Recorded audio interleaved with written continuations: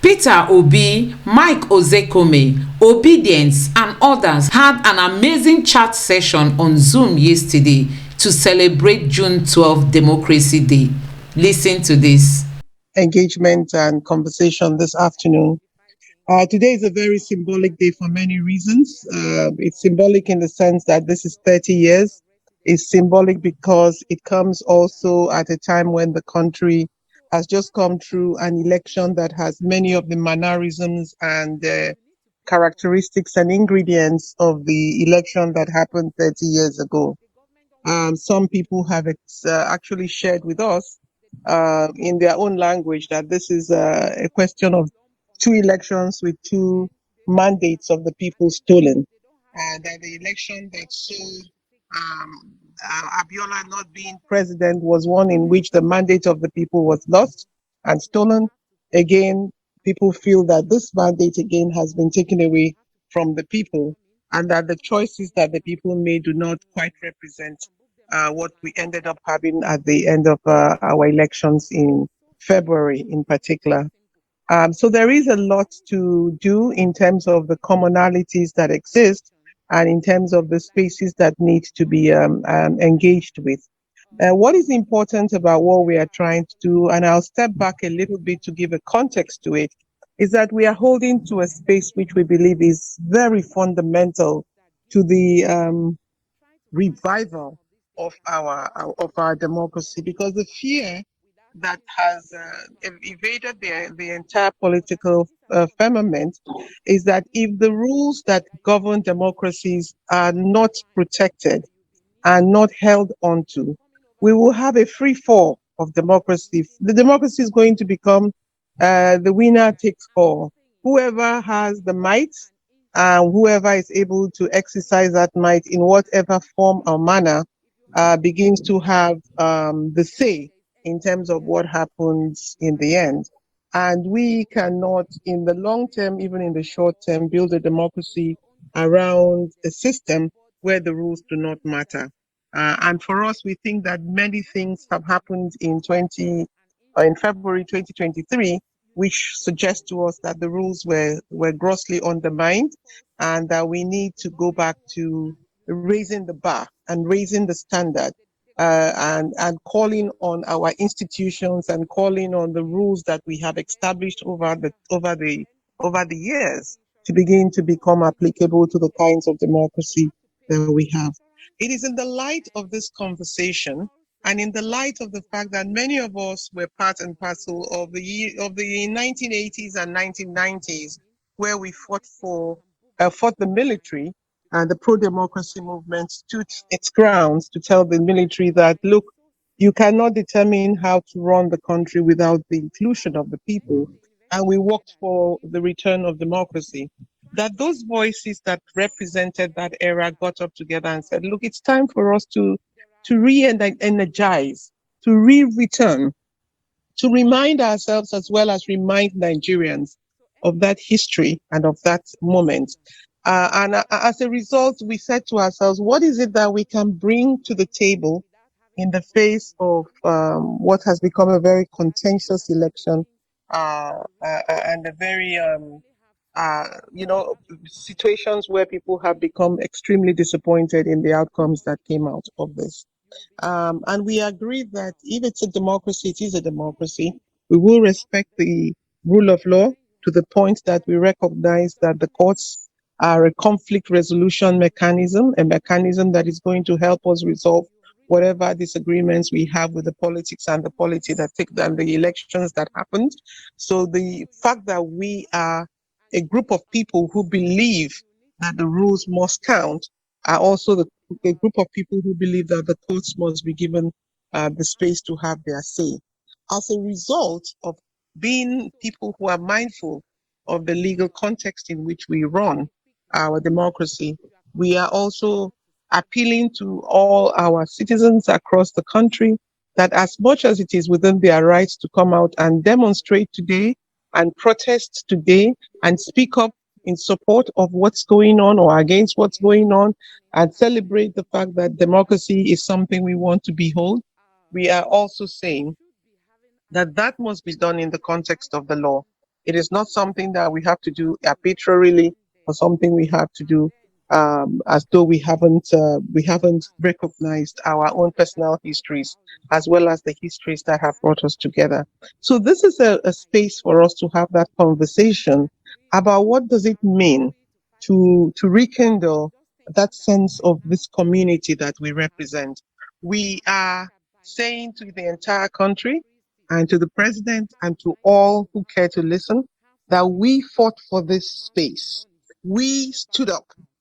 The pro-democracy movements, the human rights movement, the women's rights movement, the youths and many other movements came together. The ethnic associations and so on came together and worked for this democracy.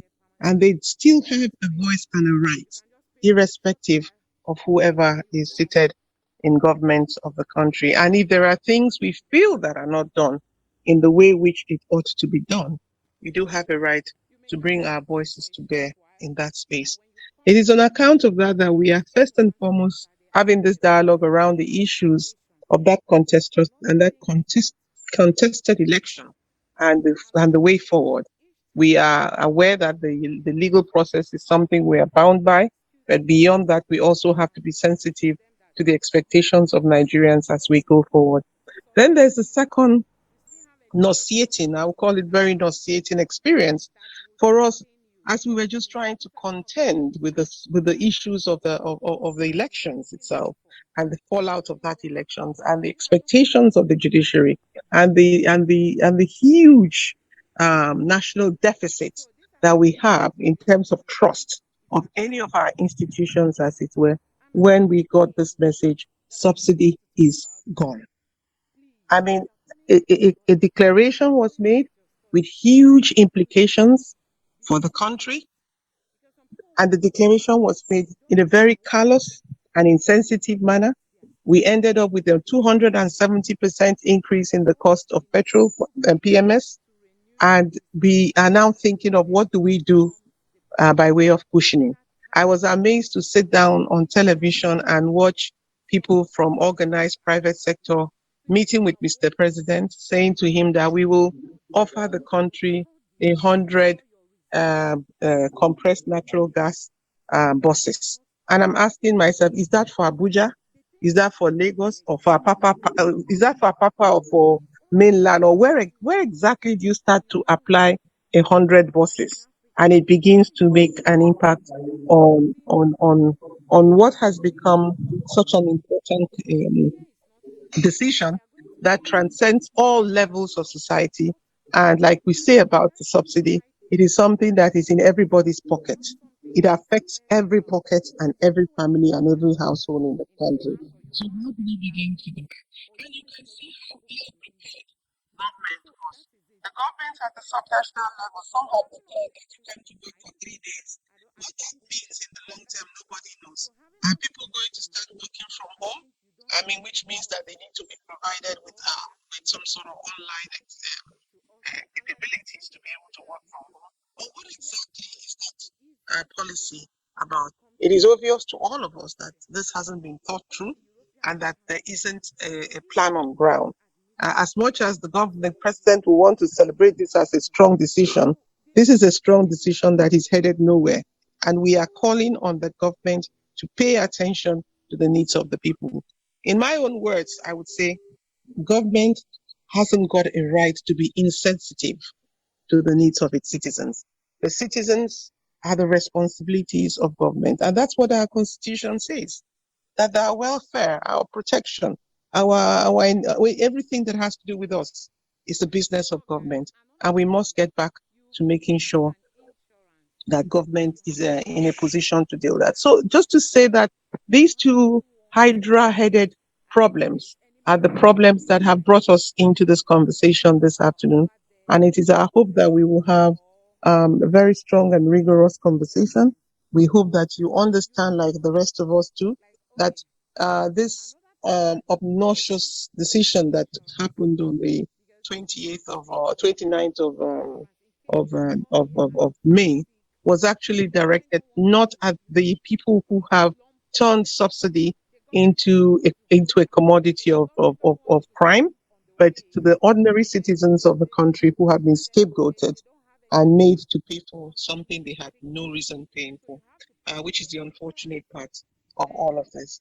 Let me stop at this point in time, but before I do so, we have issued a statement, and I would encourage us to please go back to the statement which was issued on this issue of subsidy. Before then, we had also worked closely with the Labour and supported them in the strike actions they had taken. But unfortunately, the negotiations that Labour went into were abrupt. We felt that Labour had not consulted as widely as it should have done.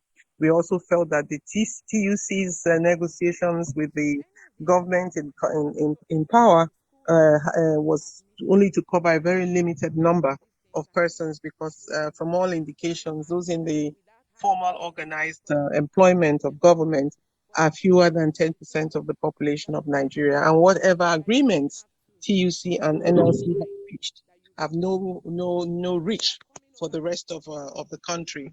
And that we as concerned civil society citizens need to work up there and hold that space for the over 90% of Nigerians who have nobody speaking up to them. So we had initially supported the strike action, but when the TUC and NLT moved on to call off the strike, we made our own demands independently. We called on this government to explain to us how it arrived at the template, which it has used to come to the price of 530 something naira per liter. We said to them that, look, the conversation is not about the removal of subsidy or not, but the question is about the removal of the fraud in subsidy, and that conversation has not actually happened. We wanted to know, for example, what's going to happen to the 800 million World Bank subsidy loan, which was collected from the World Bank before the end of the last government, and its utilization. We've heard that 50 million households will be identified, how that will be done and in what regard and for how long, we just don't have we don't understand what's going on that front. Um, we also know that the PIA is already in operation, and that although this government wants us to believe that the decisions it has taken so far have been a decision that is independent of the PIA, but we also know that in the context of the PIA, there are certain obligations which government must pay attention to, and we want to know to what extent the decision on subsidy being done is addressing those concerns. We worry that there's a lot of talk about us paying for the PMS at a price of 540.50, whereas the vice president himself had recognized and spoken about a very powerful cartel in the oil sector, oil and gas sector. And no reference has been made since the declaration as to what will be done about that cartel.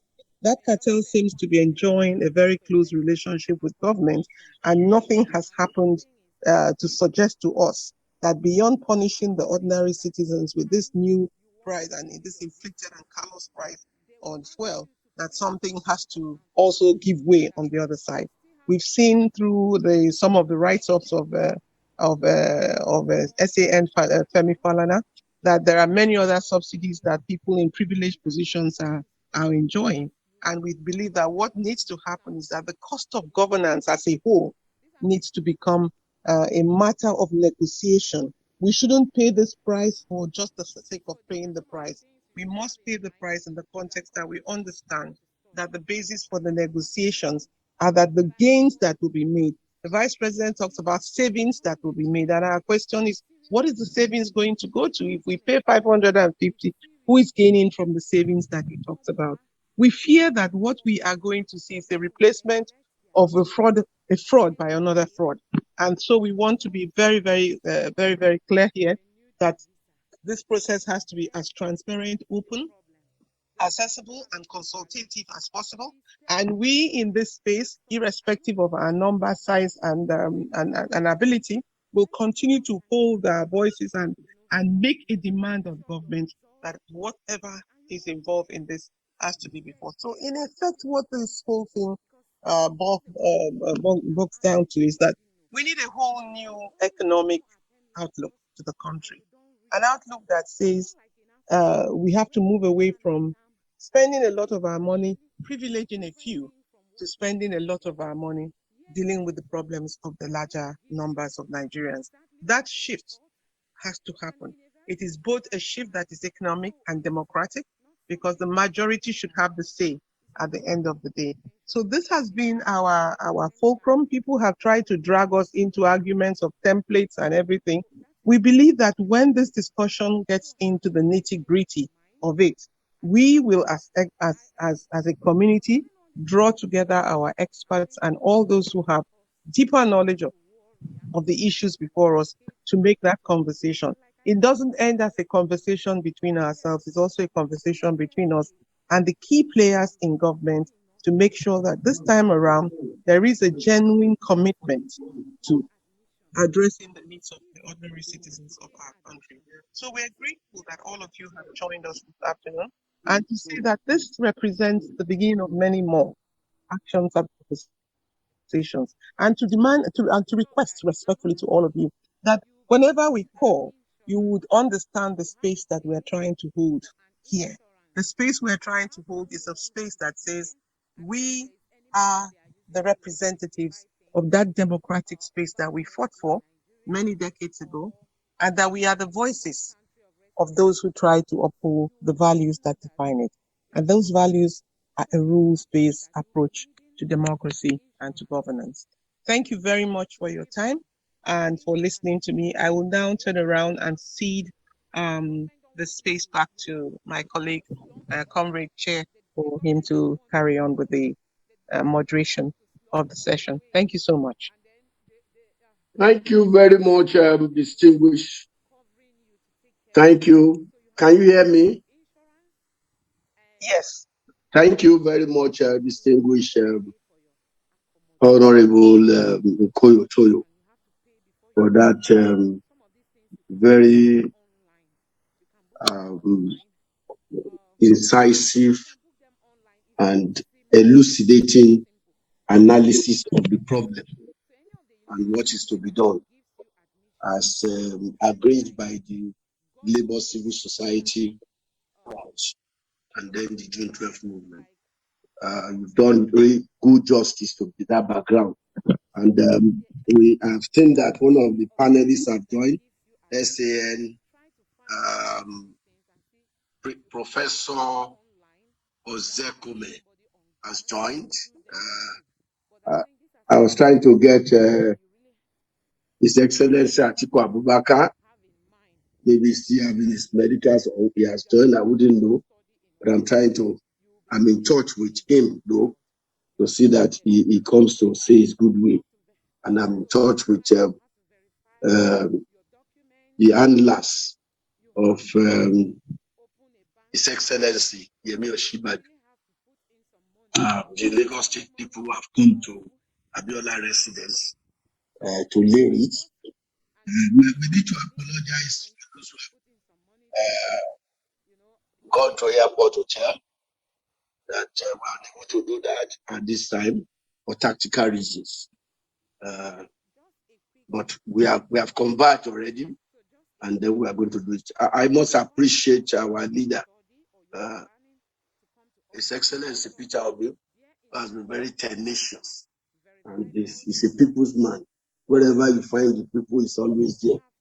You know, it shows that he's a true leader. He's been here on time, you know, to solidarize with the Nigerian people and to show that he believes in this cause. It's such a wonderful leader to emulate. So we'd like to welcome him.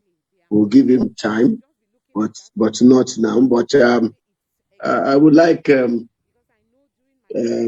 before we take our excellencies, to have one of the veterans with us in those days who were fighting, you know, universal defender of democracy.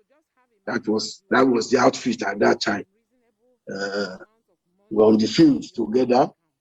They were leaders. That's Chief Mike or Professor Mike Ozekhomeand.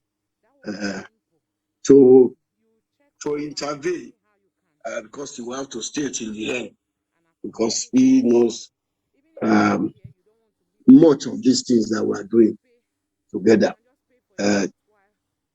Before I call on our excellencies, I would like to bring for the microphone an eminent defender of human rights and democracy universally,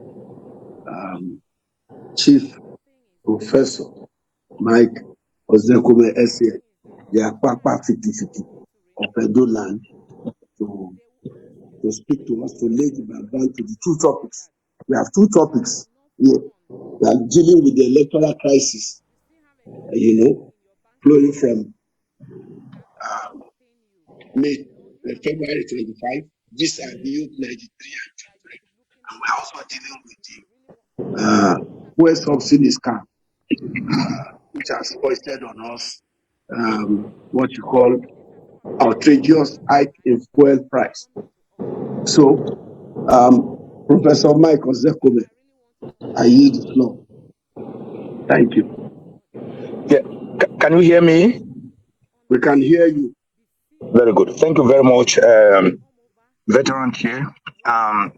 Thank you, my beautiful sister, Ambassador Koyo, that just spoke.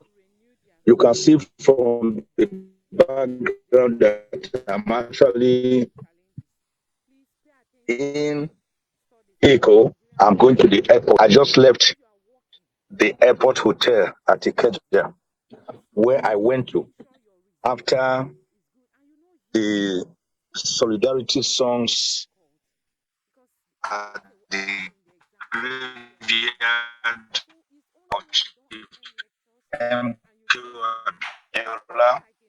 And after laying the I decided to quickly head Wale Okuni, who now told me that we were no longer meeting physically or in presence, but virtually. I welcome all of you. The two topics are quite germane in our present circumstances. Let me start from the first one. That is the electoral process. I thought by now we should have gone beyond the stage of the beavers, electronic transmission, IREV, areas that smaller countries like Kenya and Malawi, South Africa, have already gone beyond. I notice we are still talking a presidential election having hitches, not being transmitted electronically through the beavers to IREV of INEC. Even twice the same election, the results of the same election held at the same time, using the same, but using ballot papers put in the ballot box at the same time. That is the senatorial and the House of Representatives elections were seamlessly transmitted electronically using the technology that INEC itself had told us again and again and again that was going to be deployed. Then suddenly, like the way Fela would put it, the beavers and everything developed what INEC called glitches, and everything was off for nearly 24 hours. And that was when the results of the presidential election were said to have been got, and we had the president declared in the wee hours of the morning. I will not speak on the merit because aggrieved parties, including my brother and friend Peter Obi and his Labour Party, Atiku Abubakar and his PDP, are already in court. So the matter is sub judice. But it aches me to no end to think that in the year 2023, we should still be talking about mad elections, fundamentally flawed elections, when as far back as 30 years ago, June 12, 1993, Bashorun Moshood Kashimawo Olawale Abiola, otherwise MKO, had already won an election fair and square, still adjudged till date as the freest, fairest, most credible, most transparent election in the history of Nigeria. Abiola ran on a Muslim ticket. Nigerians did not give a damn about that because, though very worthy, he was highly pro-people, pro-masses, using his wealth, according to him, like manure to fertilize the wretched lives of the downtrodden. So Abiola won even in police barracks, military barracks, beating his closest rival, Alhaji Bashir Tofa, even in his Albasa, Jadi Poly Unit and Ward near Zoo in Kano. That was how credible that election was. How come Abiola was not declared the winner? I hereby call on General Ibrahim Badamisi Babangida that he has an explanation to Nigerians before he eventually passes on.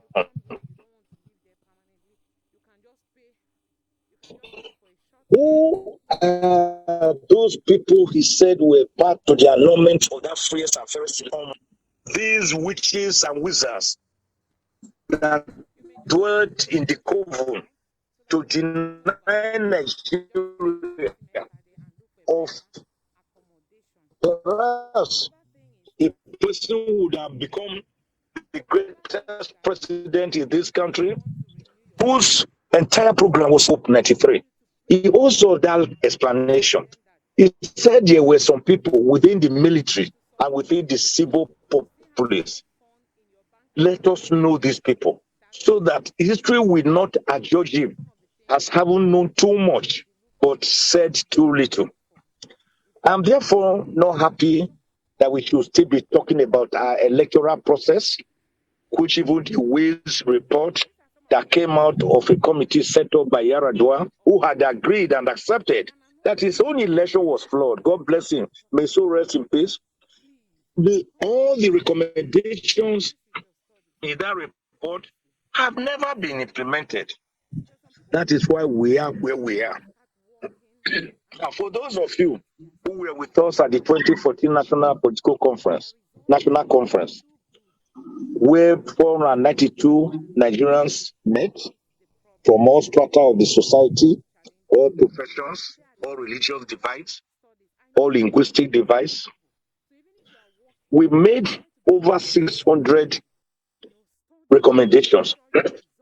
How come no government since then wants to touch these recommendations, even with a 10-foot pole?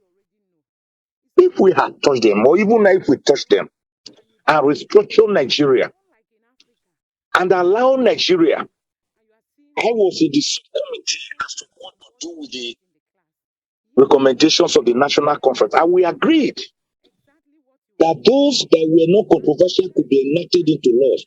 But the serious matters, like constitution involvement, should be taken up by the government in power towards having a people's constitution, an autonomous, people-driven constitution that ensures their legitimacy and credibility and believability, not the present schedule attached to Decree number 24 of 1999, which is the present constitution that has already been amended 4 times and still counting.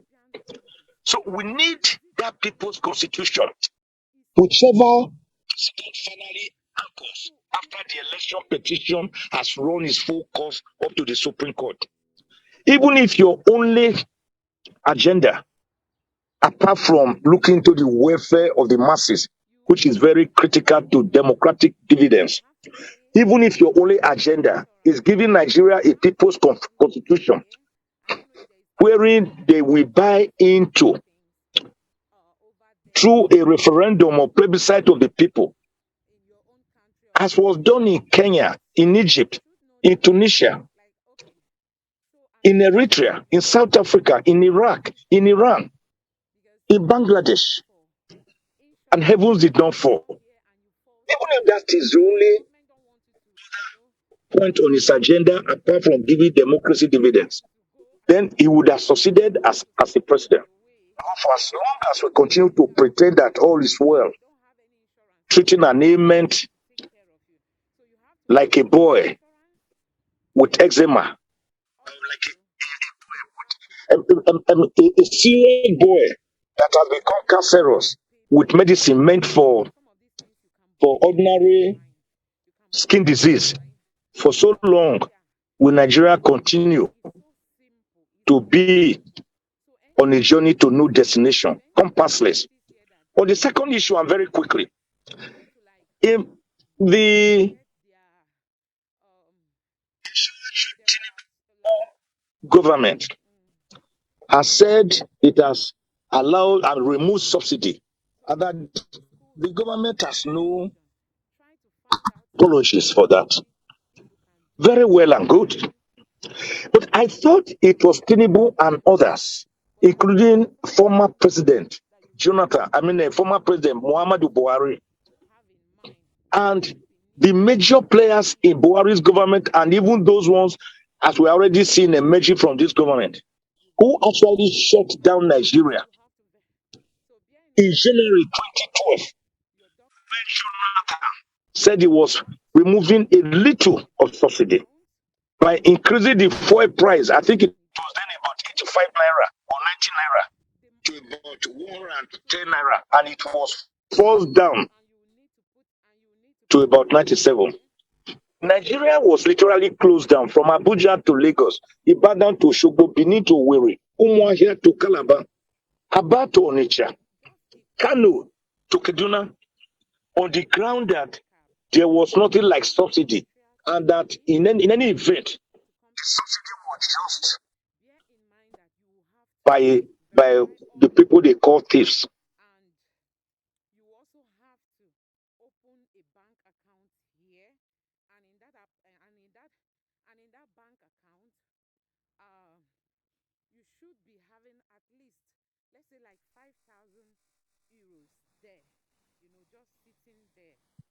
You lost.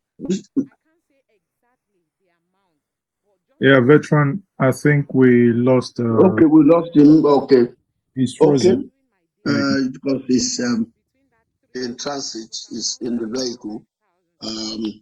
Distinguished ladies and gentlemen, we lost him.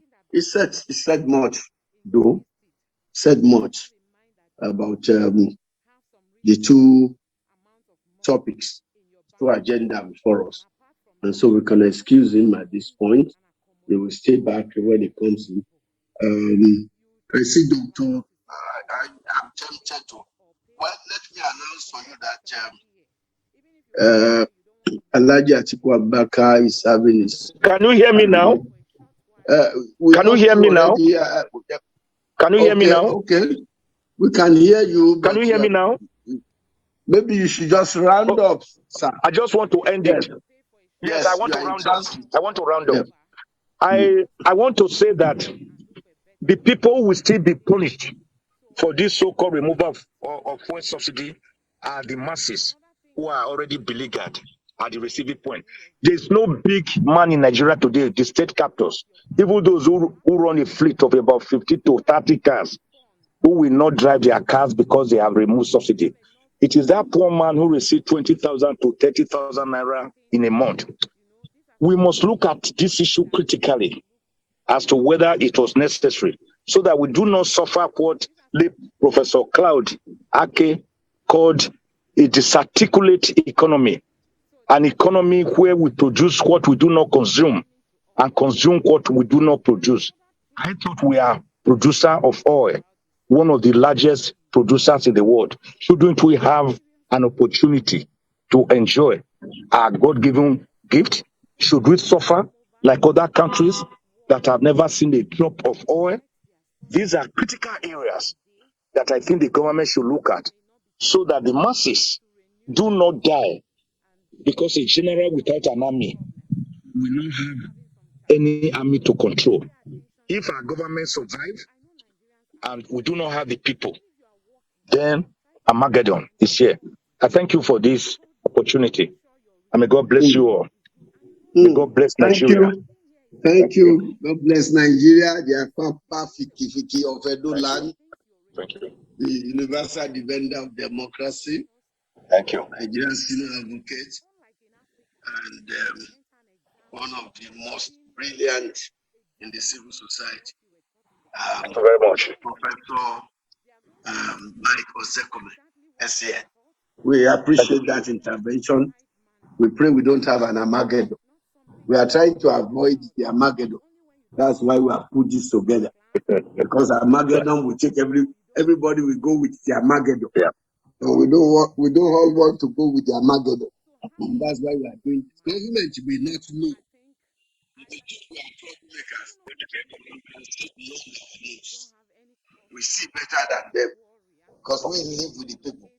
We are of the grassroots. And therefore, we have to put this together to start the way forward. Thank you very much for that intervention. Thank you for your kind words. From you. I appreciate all of you. Yes, we hope to hear from you, even in the course of this program. Yes, now, Permit me if you do not hear from me again because I'm about boarding a flight. Thank you so much. I appreciate you. Okay. Thank you. Okay. Thank you. That's understandable, but I know we will hear from you. I am 100% sure we'll hear from you. All right. Safe trip. Let me at this point, because in Yoruba land, we say Gunlani Kanyibale. Those of you who are here may not know because I'm not Yoruba. The big masquerade is the one that will come last, of the ballet. This is the ballet of Nigeria. It's the national dialogue. It's been recorded. Notes are being taken. Whatever we say here, we go to government, we go to the people to mobilize them, and we go to the private sector. It's a tripod for development. And that was what we learned in Koyo in 2003, Shugab. That was the kernel of the discussion. Private sector, government, and civil society. And so you cannot ignore the civil society. Those are the mouthpiece and the voice of the people. It's not possible. You get it wrong. You can't say subsidy is gone with fiat. It's not possible. You won't be able to do that. Subsidy is good. That's fiat. That's military. And we won't allow that. Because that is not by consensus. It's not by consultation. And consultation breeds development, breeds stability. So we still have in the house our leader, Mr. Peter Obi, but he's not going to come because Alhaji Atiku Abubakar is still having. I want him to be here before they speak together. But now let us quickly call an intervention of one of the speakers who I can cite here, and that is Dr. Kuripamo Agari, who has been the permanent secretary, very experienced on subsidy issues, on even democratic issues, and can intervene for 5 minutes because we are going to be very brief now. Intervene. Control room. I hope you can cite Tinubu Kuripamo Agari, Doctor who is Mama Labor. is permanent secretary of the Ministry of Labor and Productivity, and also gone through some of these things. I can see Comrade Uguma Jumalaki in the house, the former immediate past president of Committee for the Defense of Marasidecha. I welcome you. So let's take Mama Labor. Can you unmute? She may be Kurikamo Agari for 5 minutes before we begin to take our leaders. Are you there? Madam Agari, doctor.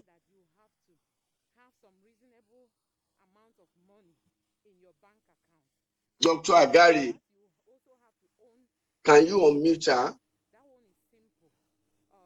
Hello? Control room, please. Can you hear me? Yes, we can hear you. She's been asked to unmute. Okay. Okay, thank you very much. Yes, madam. Thank you very much. I have been unmuted. It's an honor and privilege for me to be here. Yes, I just want to first commend my labor friends for suspending the threat to strike last week. I believe strongly in dialogue and negotiation, and don't want to be political, but just to advise governments, having been a past participant in some of these issues, the government should really seriously engage in dialogue and negotiations. This last negotiations, I think, was greatly flawed because it would seem like government tried to intervene to break the ranks of labor. Because I read the agreement, I didn't understand how TUC had their own list of demands that featured in the agreement that was subsequently released. So it's very important. Of course, I've been involved in this fuel subsidy thing. And my point is, yes, we can remove the fuel subsidy. But I think that Nigerians really would need to see that template, the template that NNPC uses to determine the cost of fuel. Because from past experience, there are so many items that Nigerians should not be charged for. And so in 2023, with the PIA, there should be transparency in the pricing. Because if we have deregulated, my point is, why is NNPC the one that is determining the price? Because there is no way that a private marketer will sell below what NNPC has fixed. So for me, first, labor should intensify every effort to engage, and government should also engage in good faith, trying to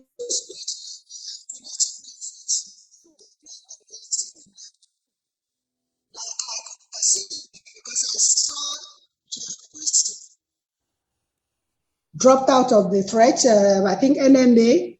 So I think that these things, and it impugns the integrity of labor. So labor unity is very important. I will leave the issues of politics to those who are familiar with it, and wish Nigerians happy Democracy Day, and hope that going forward we'll have real democracy where the voices of the people and the choices of the people will matter. Thank you very much. Thank you very much, Mama Labor. That was very brief. and straight to the point, and we got the gist.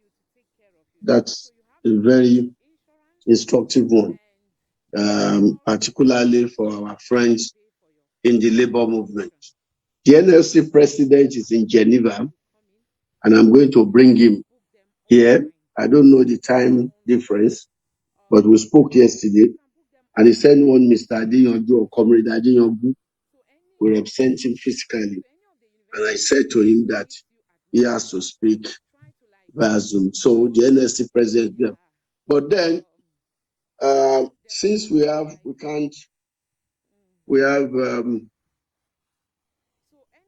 our leader here, he hasn't stepped down, Mr. Peter Obi.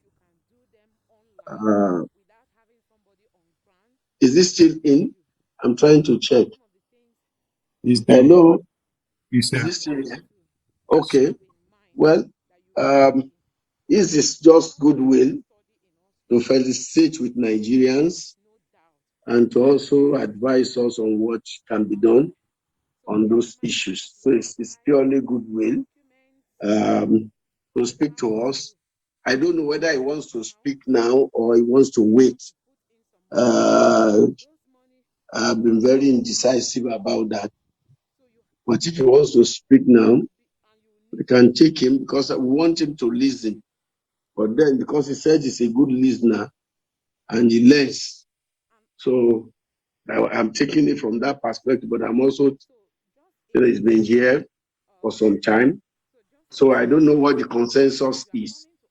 It's either we take him now or he waits a bit, take note of the interventions and then wrap things up. What do you say, Madam Nkoyotoyo? What do we do with that? Given the fact that Alhaji Atiku Abubakar just said that is right before his medication. I think we can always, the Okute Global can always give us more than one advice. Let us hear him, please. Okay. On that note, control, can we have the leader of the people, His Excellency Peter Obi, to address us?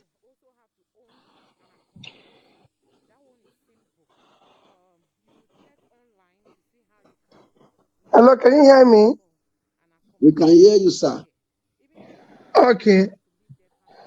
Well, mine is first to start by most sincerely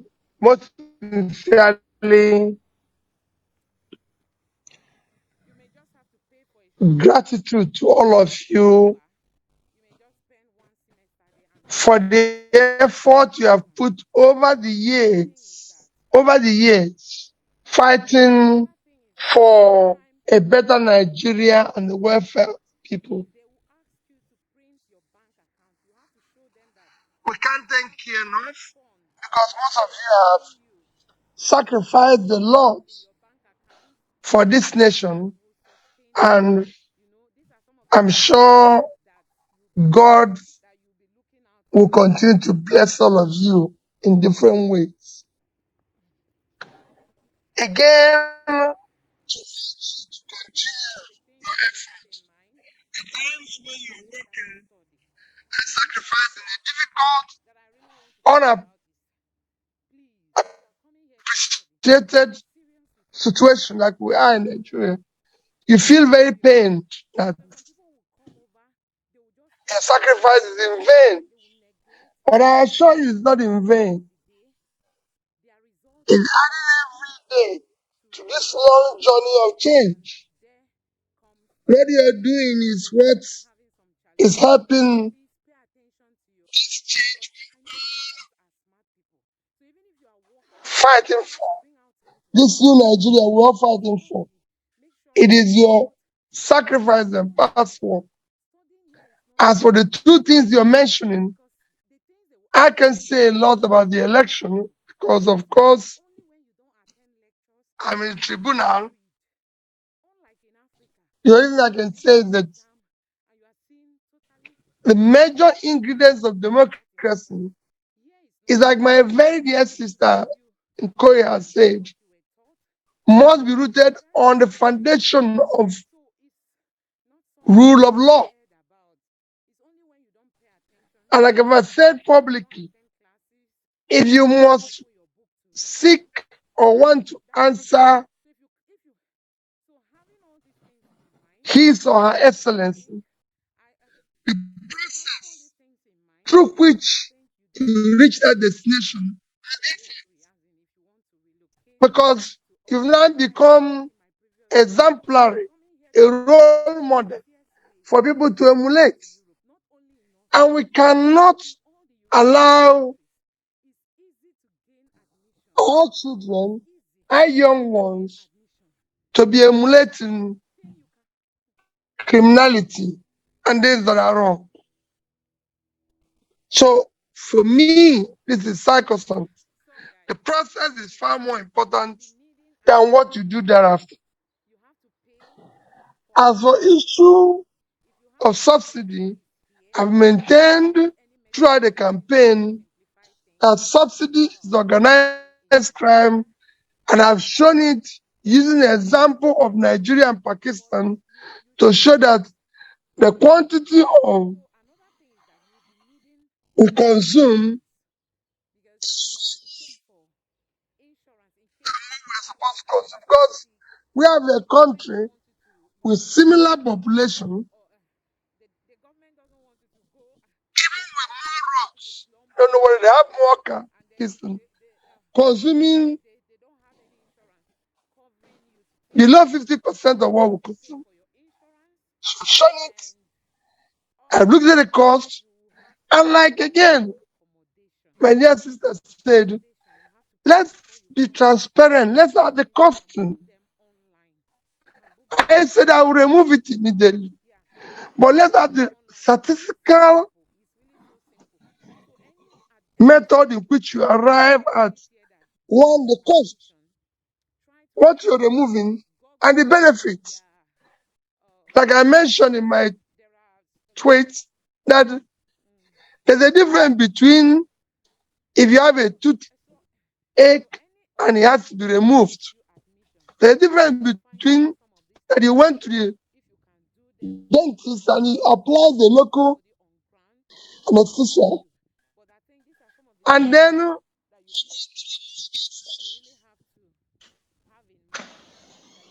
and when you want to do this, we want to see governance where every sector that requires urgent change is being done simultaneously. And for me, the number one thing we need to deal with in this country is cutting the cost of governance.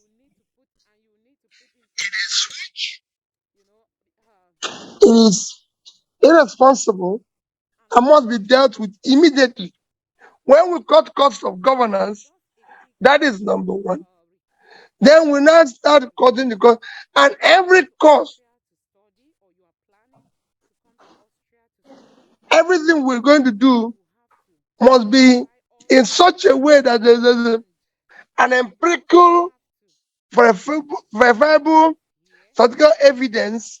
This is what we're doing. This is where we're going to do it. If it's going to involve the public, like issue of subsidy, where we know that the people that will be affected more are those at the lower stratum of the society, we must decisions. They must look at what will affect them. Those who are less privileged, because all these things for the privileged ones, it doesn't affect. So we must look at it. So for me, government must, in everything they do, think about the less privileged, the poor in our society. The targets must be how to lift them out of poverty, to how do you get those things that work for them, education, primary health care, work immediately, and then be able to ensure there's rule of law and order. There must be security. All this is what government is supposed to focus on and deal with. Thank you, people. Mine today would have been just to listen to you because what you are doing is wonderful, and I'm glad I'm part of it. I've been listening since the beginning. I'm sure I'll listen to the end. So once again, I thank you. Thank you. The job of the leader is to listen more and be able to ensure that he governs by ensuring that it's government that is demand driven, not supply driven. So I'm not going to tell you much, but to listen to you, I'm taking note. I thank all those that have spoken, and it's wonderful. Thank you. God continue to bless all of you and your families. Thank you. Thank you very much, Your Excellency, the people's leader, Mr. Peter Obi. That was very thought-provoking. Has made this year's celebration a very huge success. Your intervention is clear, and this is being recorded because our rapporteur will be coming out with concise notes of what this is all about this year. We'd like to appreciate your patience, your sacrifice, and tenacity with the people. As a matter of fact, if you even decide to leave the people, they will not leave you. You cannot even decide it because if people have appropriated you, I don't know. Well, I know it's a difficult one for you because you are forced as Obi to be obedient. So we appreciate you, sir. It's a good intervention. While you were talking, Dr. Kalu was trying to call in. I've asked him to try and join so that he can intervene. His bill to speak here. His Excellency Peter Obi has told us that he's going to listen quietly. He may have to come back at some point to intervene, but we appreciate this intervention. Now we will be taking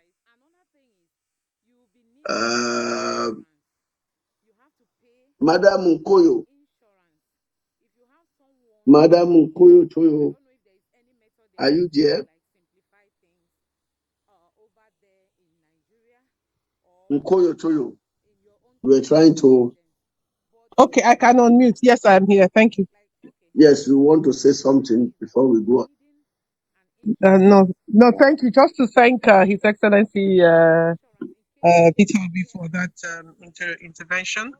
And we are grateful that the voices that we are raising, although online, are being heard in many corners of the country, and that the importance of holding on to this space, he has made allusions to that, and that this is an important piece of work that we are doing, and one that the country needs to recognize. I am believing that he too, like the rest of us, will take this message to many other fora and educate them on the need for people to be conscious of the role that civil society plays. And you reminded me of the 2005 Commonwealth People's Forum, where I was the chair of that forum. When Obasanjo was president, one of the agreements we have is that people, government, and the private sector must always sit together to discuss and negotiate for the good of their country.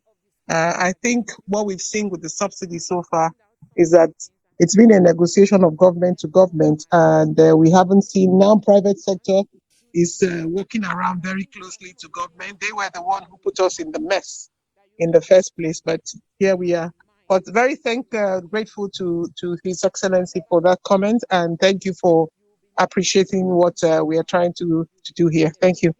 Back to you, Chair. Thank you very much. The president of the Commission for Defense of Human Rights, immediate past president, though, and one of the movers of this movement is here and ready to intervene on behalf of the larger civil society. Malaki Igumadu will be talking to us on from both ends, the electoral crisis and the subsidy issue. Comrade Malaki Igumadu, a lawyer, please, can you unmute and intervene? President of the Committee for Defense of Human Rights in Nigeria. Malaki, Comrade Malaki, are you there? Malaki Igumadu. We also have, they just unmuted me now. Okay, all right. Go ahead, Comrade. Go ahead. Go ahead, Comrade. Yeah. Hello?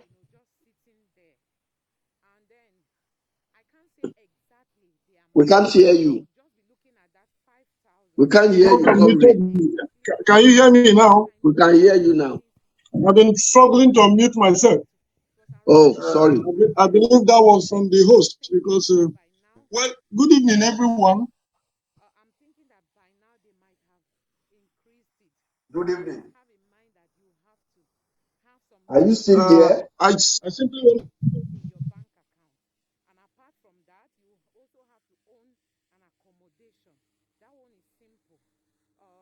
Can you go ahead? What's wrong?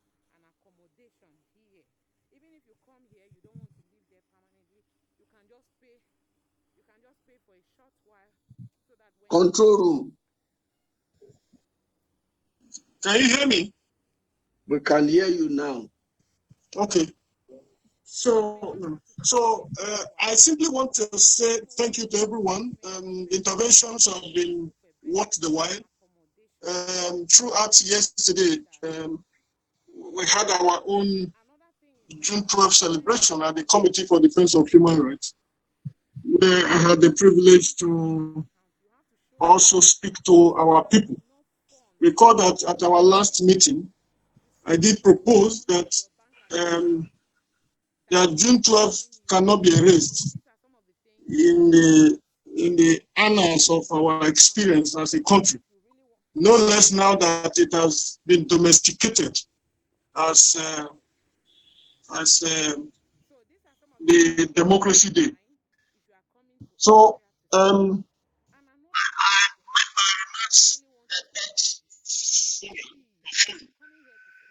the only thing to add here and now is that we probably would need to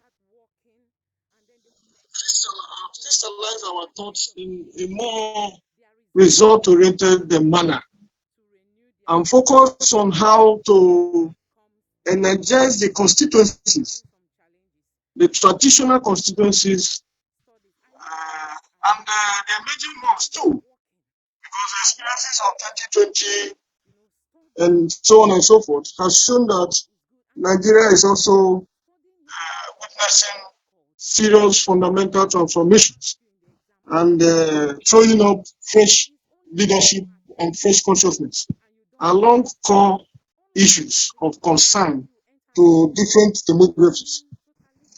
So I would think that the best we can achieve at this level, considering that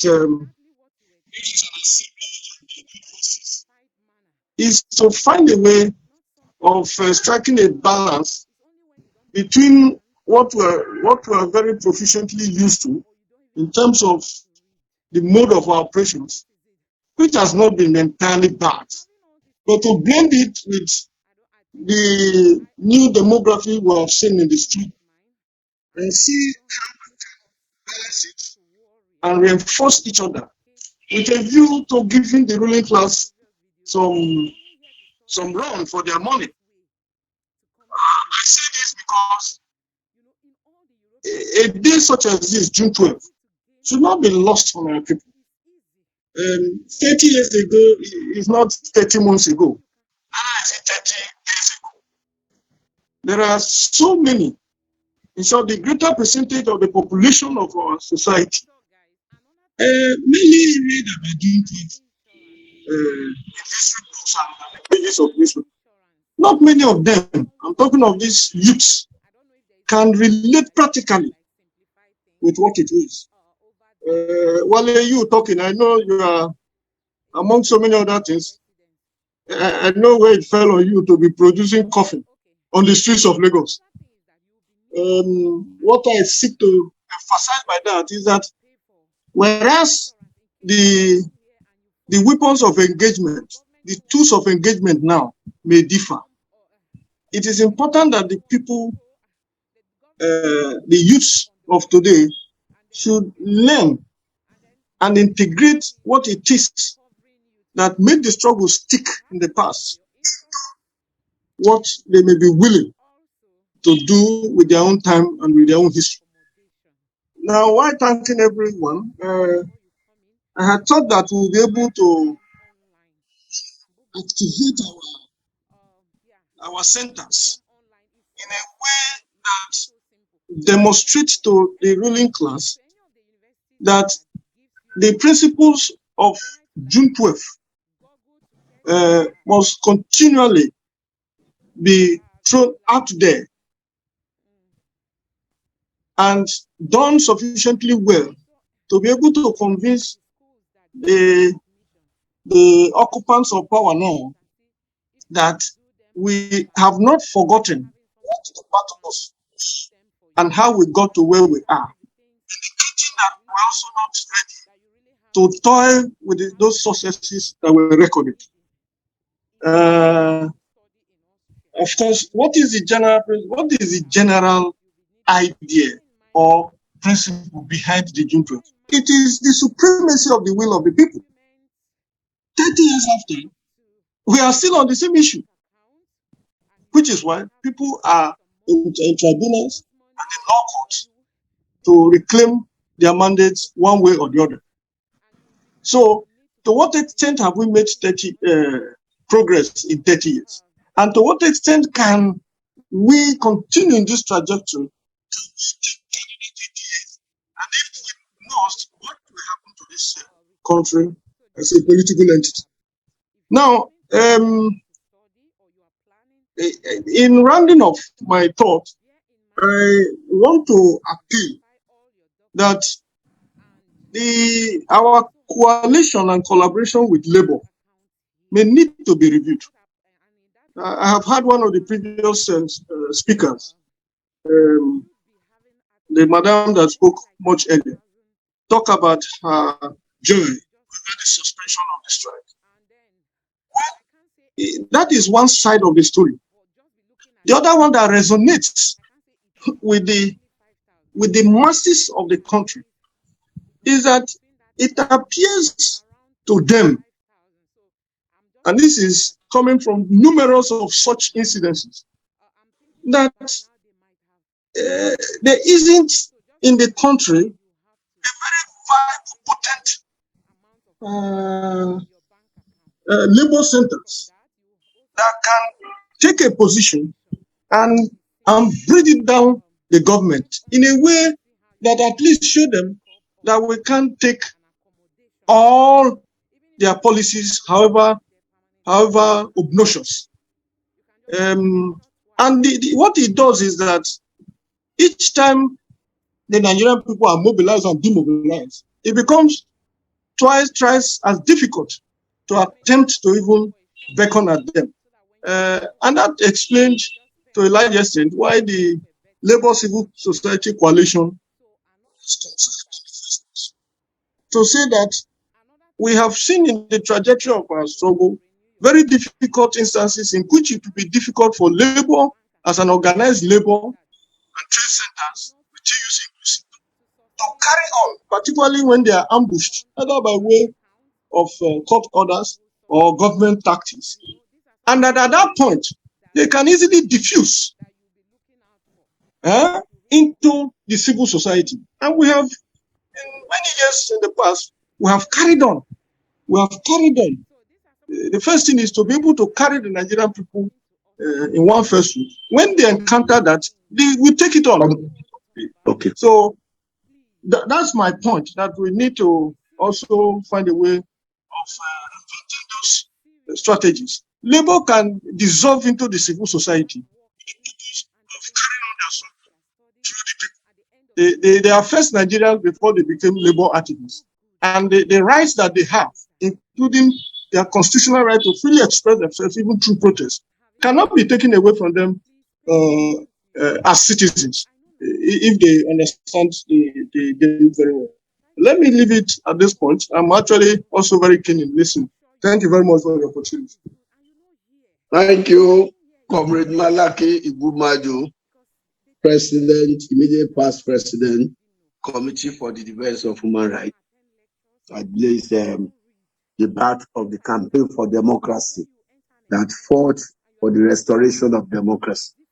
It was the CDHR that was the precursor to the formation of the campaign for democracy, which we used to really galvanize the struggle against military rule.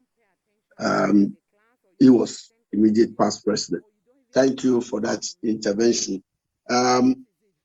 Before we bring on the big wigs, let's quickly take another intervention from United Action Front. I have Segun Showme for 5 minutes to intervene on the two issues. Comrade Segun Showme speaks for the Atiku Abubakar side of the divide. Are you there, Comrade Segun Showme? Are you ready to intervene? Yes, I am. Yes, I am. Yes, good evening, please. and thank you very much for this intervention.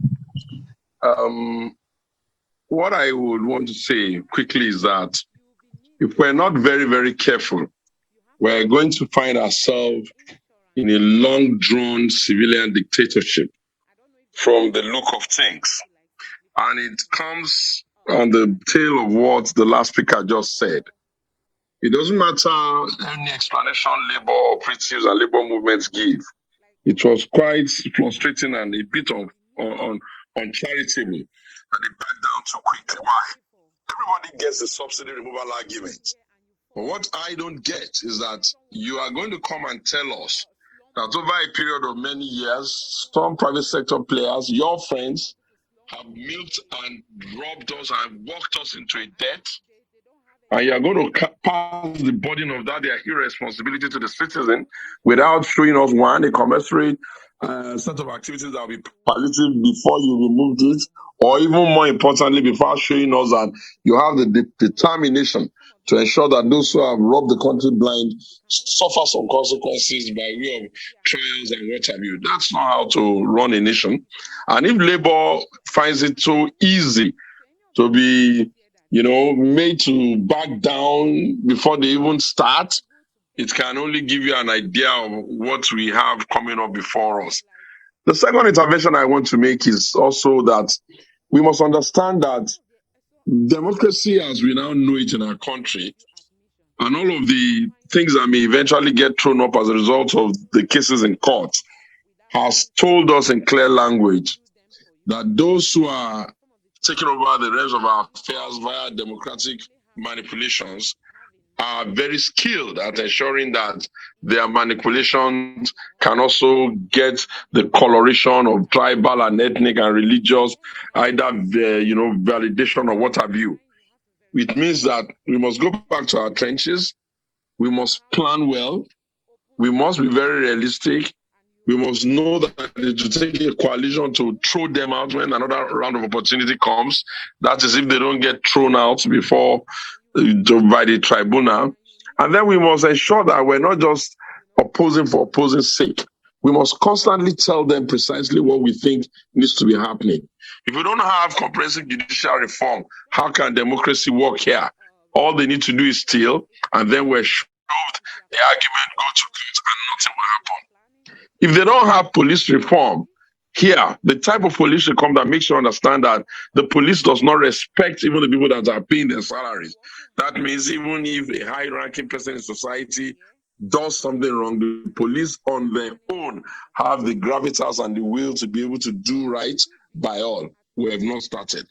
If you do not find out, if we do not insist that the media cannot be cowed, it is still a matter of great embarrassment that the Nigerian society did not punish the present winners by disdaining media, by refusing to go for interview, and by even making themselves almost as it were bigger than everybody.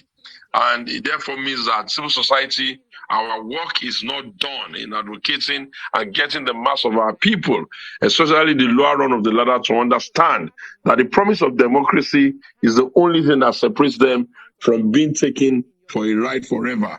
And it's okay if they take you for a ride, you may have the patience.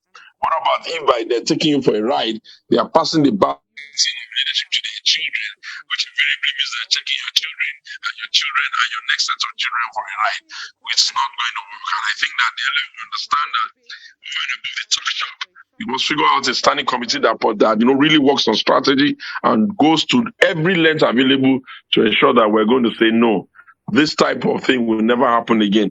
Otherwise, we'll endure to 2027.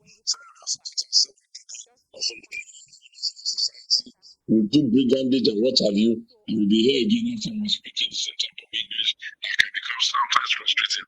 And finally, I want to commend His Excellency Peter Obi. Without a doubt, you are truly the alter ego of what the people want in leadership now. You have done more than one would have expected of you. And I know that you have the tenacity and the ability to stay on this lane for as long as is required.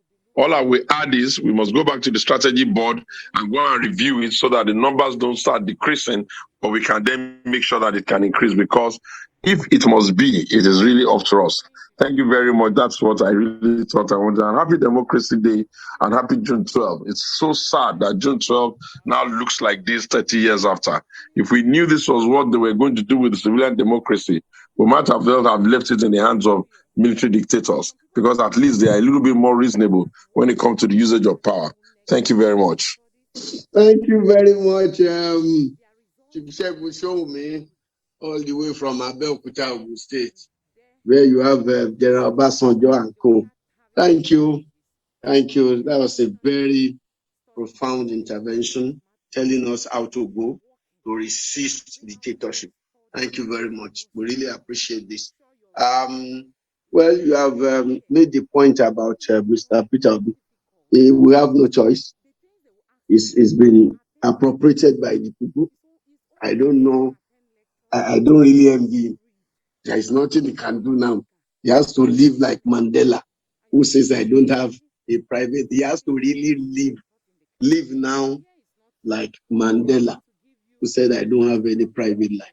So, but it's measuring up to that, and we must commend him. Yes, we must really fight. We must really fight, and we must fight constructively. I know some of our leaders don't want to end up like Abiola. They are very careful. The people want the fire, but they are very careful. They are very careful, and so we appreciate that wisdom, because the Nigerian ruling class can be very, very deft and very problematic. So I think that we must also give them a lot of support. We still have a couple wanting to come in. I don't know why they can't come in. Dr. Edika Kalu has been trying to come in. Ulisa Bakova, SCN, has been trying to come in. So I don't know what challenge we have in trying to bring them in. Sheikh Usani also is trying to come in. Control room, please check. Some of them said they have been in the waiting room. And so we need to bring them in so that they can really intervene and give us some perspective on the way forward for our electoral politics and on our consultative governance dealing with subsidy, fuel, etc. So, well, let me quickly call on one of the young people here who wants to intervene for just 3 minutes.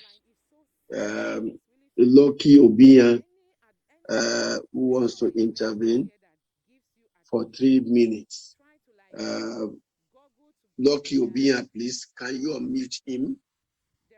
We need to hear him, especially on the subsidy question, while we wait for our main panelists to come in.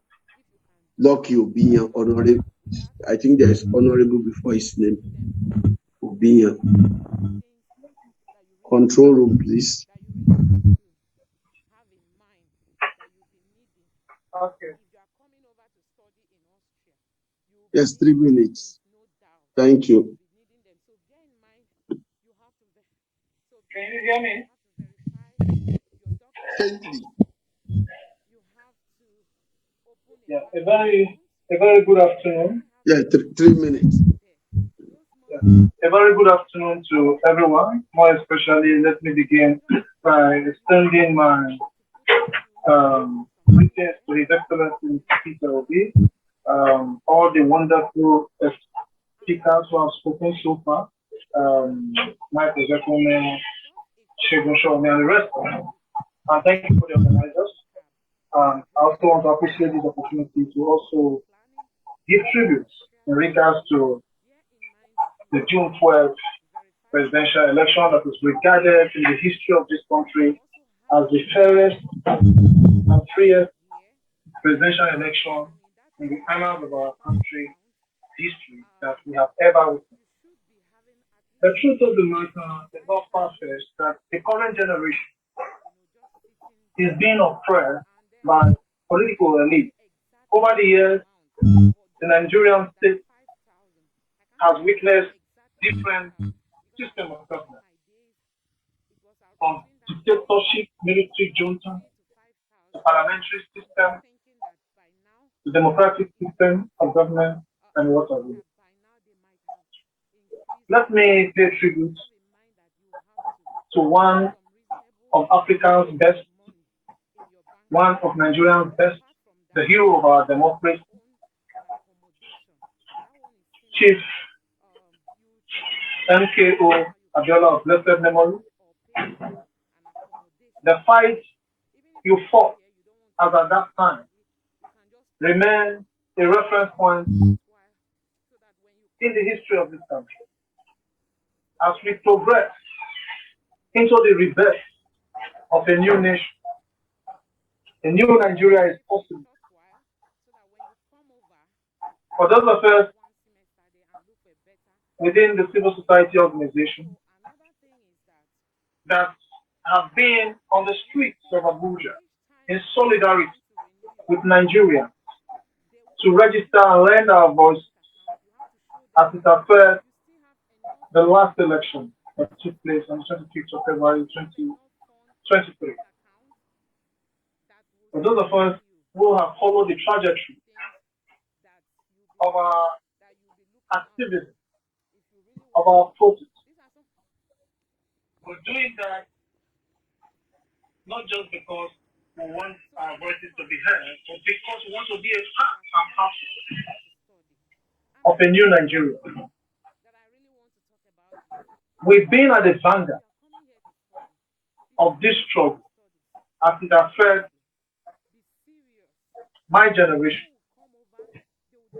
I just clocked 40 on June 1st. We wouldn't want to allow those political plutocrats who have run this country aground over the years, almost stolen the generation before, almost taking half of our generation. What are we going to bequeath to posterity? Should we allow them continue to manipulate and remain a clog in the wheel of progress of this country? This generation is taking this country back I have been opportune to serve in various capacities in this country. I worked with the Federal Road Safety Corps for 14 years before I resigned in 2018, to run for Federal House of Representatives election. I'm from Edo. The manner at which I saw electoral redundant, electoral robbery in 2019, being a victim of, informed my choice to say enough is enough. We must take our country back from this individual. The electoral malfeasance, robbery that took place in 2019, 2023, this will be the last time elections will be rigged in this country at every strata of government, from the House of Assembly to the President. These are some of the things we have to remember the life of Chief MKO Abiola in order to keep his legacy on. We must, as a nation, come together, irrespective of religious and ethnic divide. Come together and build this country. As we celebrate and commemorate the June 12th Matador today, I want to urge all like minds. In the coming days, it might be challenging. The NU, the TUC and the NLC and other various labor union orders shouldn't allow those unions, shouldn't allow yourself to be oppressed. You are the representative of the Nigerian mass. For a federal government to obtain frivolous injunction to suppress the constitutional rights of Nigeria in protesting anti-government policy is indeed an aberration in every democratic way. It is on this point, as I wind down my submission, we shall continue. Okay. Yeah. Right, Brandon. The project of a new Nigeria. The battle to salvage Nigeria is the battle of no retreat, no surrender. The country is sitting on a keg of gunpowder, economically, politically, and otherwise. But we shall continue to create that network, that synergy between all frontiers of labor union and the civil society organization to see how we can press in our demand for a better Nigeria. Nigeria can be great again. Most of the individuals and personalities on this space today, these are men and women who have prayed and contributed their quota to national development. Men of esoteric wisdom. Chief Wale is a man I know whose report card in the service of humanity has been and abiding for today and tomorrow's generation to appreciate. Likewise, all the activists and very exemplary leaders here. I want to appreciate you for giving me the opportunity to be part of this epoch-making ceremony as we commemorate the June 12th, 30th anniversary of the life and times of Chief MKO Abiola. May his soul continue to rest in the perfect peace of the Almighty, and may his legacy continue to resonate across the length and breadth of the Nigerian state. Thank you for this opportunity. Thank you. Thank you very much, Comrade Lucky Obidients, for your submission. We are winding down now. I have to call on, but then before I do that, it is clear that there is a consensus that we need to do more in terms of how we galvanize the people, either physically or online. We have to do more. Sorry, I want to take Dr. Ejika Kalu, who is on the phone with me now. I've been trying to get him there. Hello, doctor. Yeah, you are expected in now to speak. Hello? Yes. Please join, sir. So they are waiting for you to address us. You have the link with you already. Hello? You have the link, sir.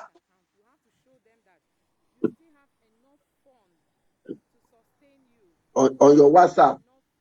Oh, you want to speak directly this way? I don't know if it can be captured, but you have the link already. We are ready. You have the link on your WhatsApp. Your WhatsApp. Yes. You click it and then join. It's already there. We are all waiting, sir. All right. So distinguished ladies and gentlemen, we are waiting for our elder and leader to join us. That's Dr. Kalu Ejika Kalu KIK. He'll be joining us soon. Control room, please watch out for him. But we need to do more. That's what is imagined. We are civil society, as citizens.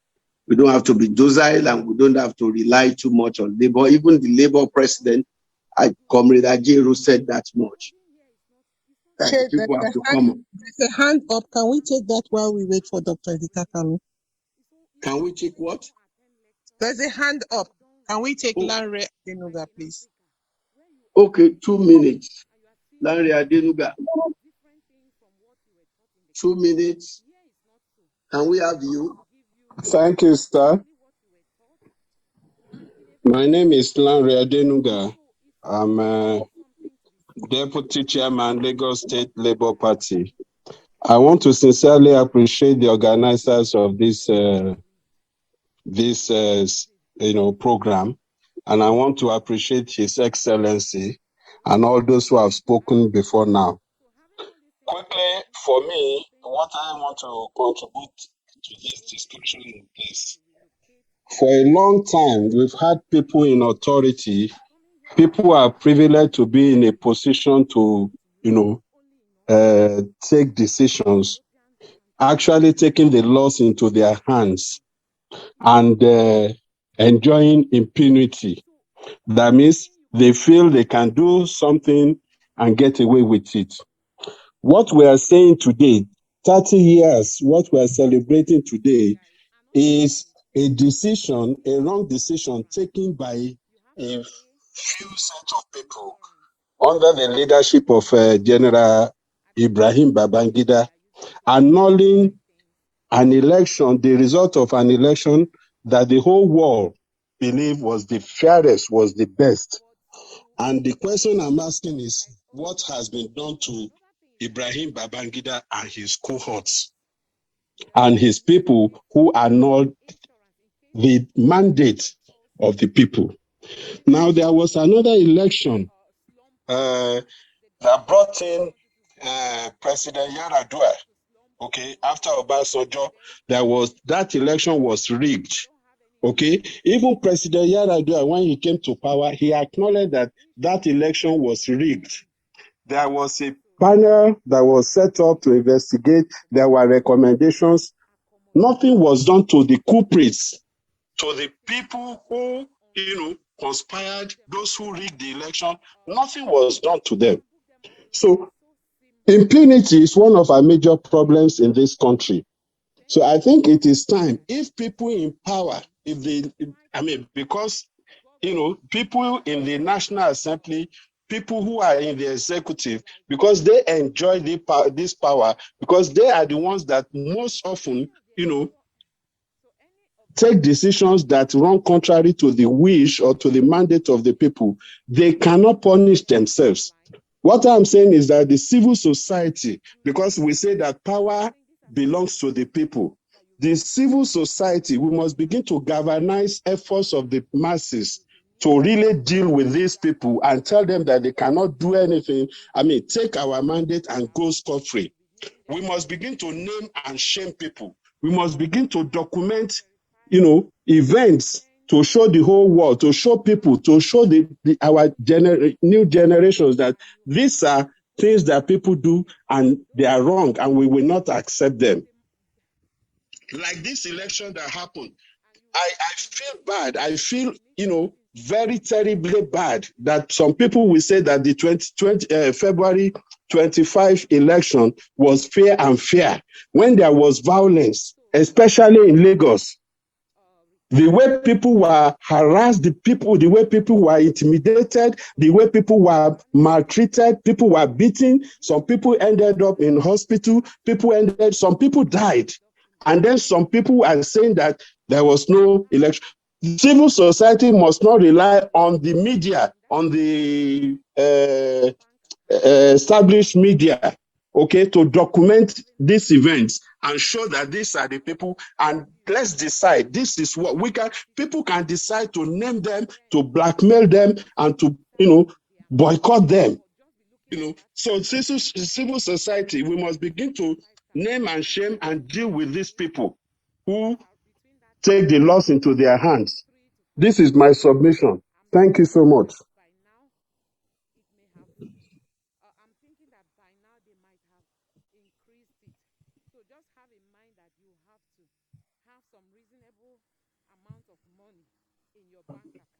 You will not come there.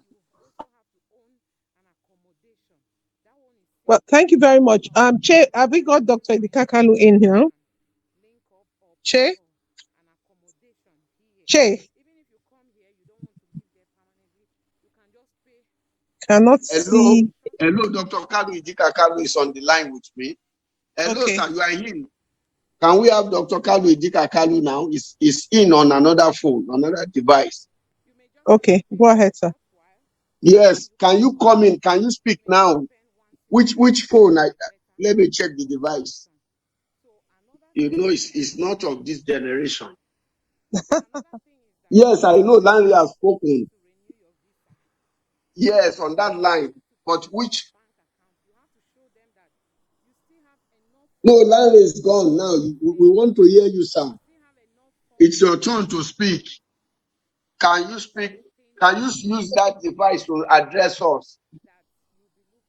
You are in already, but I don't know the name. Is it your phone? Okay, I can't find. Yes, it's just spoken now.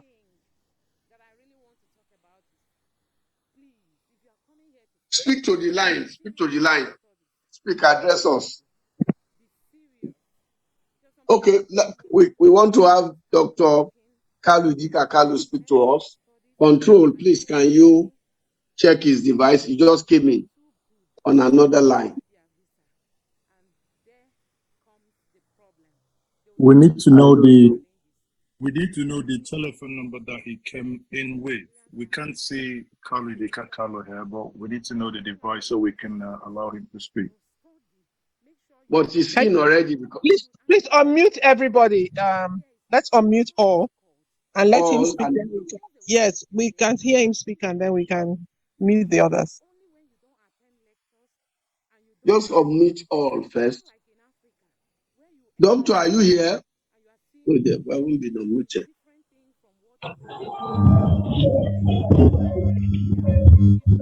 Dr. Kalu Idikakalu.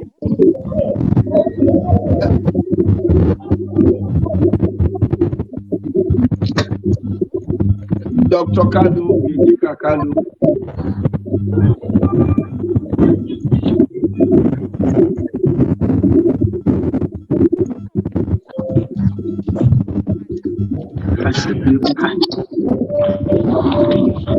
Hello.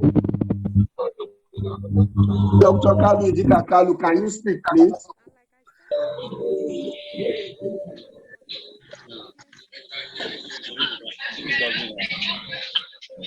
Dr. Kalu Idikakalu.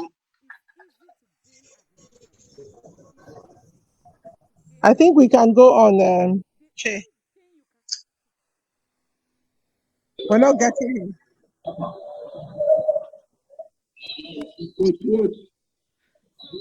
Peter Atiku is what? No, he's not. Okay, Mr. Stephen Osenwigwe, do you want to give us 2 minutes, please?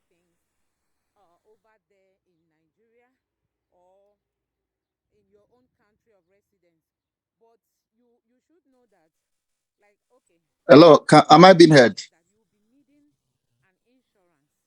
Hello? Yes. Okay, thank you very much. A pleasure to be here. My name is Stephen Osevigi. I live in New York. Peter Obi, USA. They call me on Twitter. I bring greetings from our people online, the Twitter family, the Obedients. And on a special day like this, I personally feel that June 12th is more like a reflection day. We should reflect on what happened 30 years ago. I remember I was a very young man. Apologies for the young man out there. I remember I was a very young boy growing up in Nigeria and watching the protests, the struggle. I didn't really understand it very well. But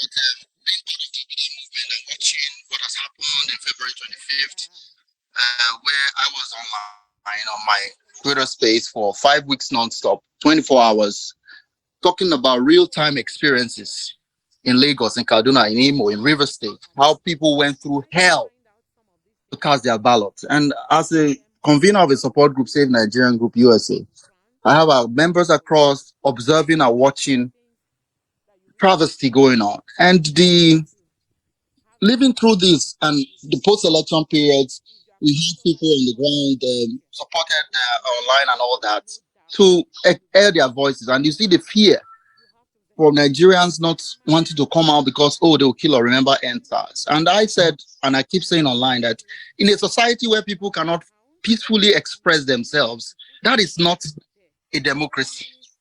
Today we are celebrating the great man, MKO. I hope we can learn lessons from it, because there's a quote that says, those who fail to learn from history will repeat it. Our prayer is that the judiciary will help us. Again, I don't want to talk about the case in court, but we young people, we're saying that the judiciary and the civil society, the labor union, TUC, NLC, and all of us here, we have a responsibility to make sure that our voices are heard, that democracy survives in Nigeria. I am part of the diaspora, but I'm also on the ground. But I do know that there's a lot of anticipation that the will of these people will prevail this time. That those who say we'll labor in vain will be wrong. That truth and justice and equity will prevail. I want to employ everybody to stay on this track, continue to look at the judiciary and employ them however we can in every legal way to do justice, because the young people that I'm part of really have gotten to a point where we believe that this is it for us. So I want to thank Veteran Che for what you do and everyone that organized this. I want to thank our principal for keeping faith. Sir, if you are still listening, thank you for showing up in court. We are always there watching, and we hope and pray that justice will prevail, because the evidence is overwhelming. Those who have died will not forgive us if we do not hold account those who have stolen their mandate. Thank you very much for giving me this opportunity. My name is Stephen Osemige, Peter Obi, USA on Twitter. Thank you so much. I know. Thank you very much, Stephen, all the way from USA. Dr. Ejike is still here with me. I don't know if I ask him to speak through my other line, whether we'll hear him. Okay, Doc, can you address us on this WhatsApp line and see whether they will hear you? Hello, go speak. Yes, yeah, I can hear you, but can we hear him? Let him speak.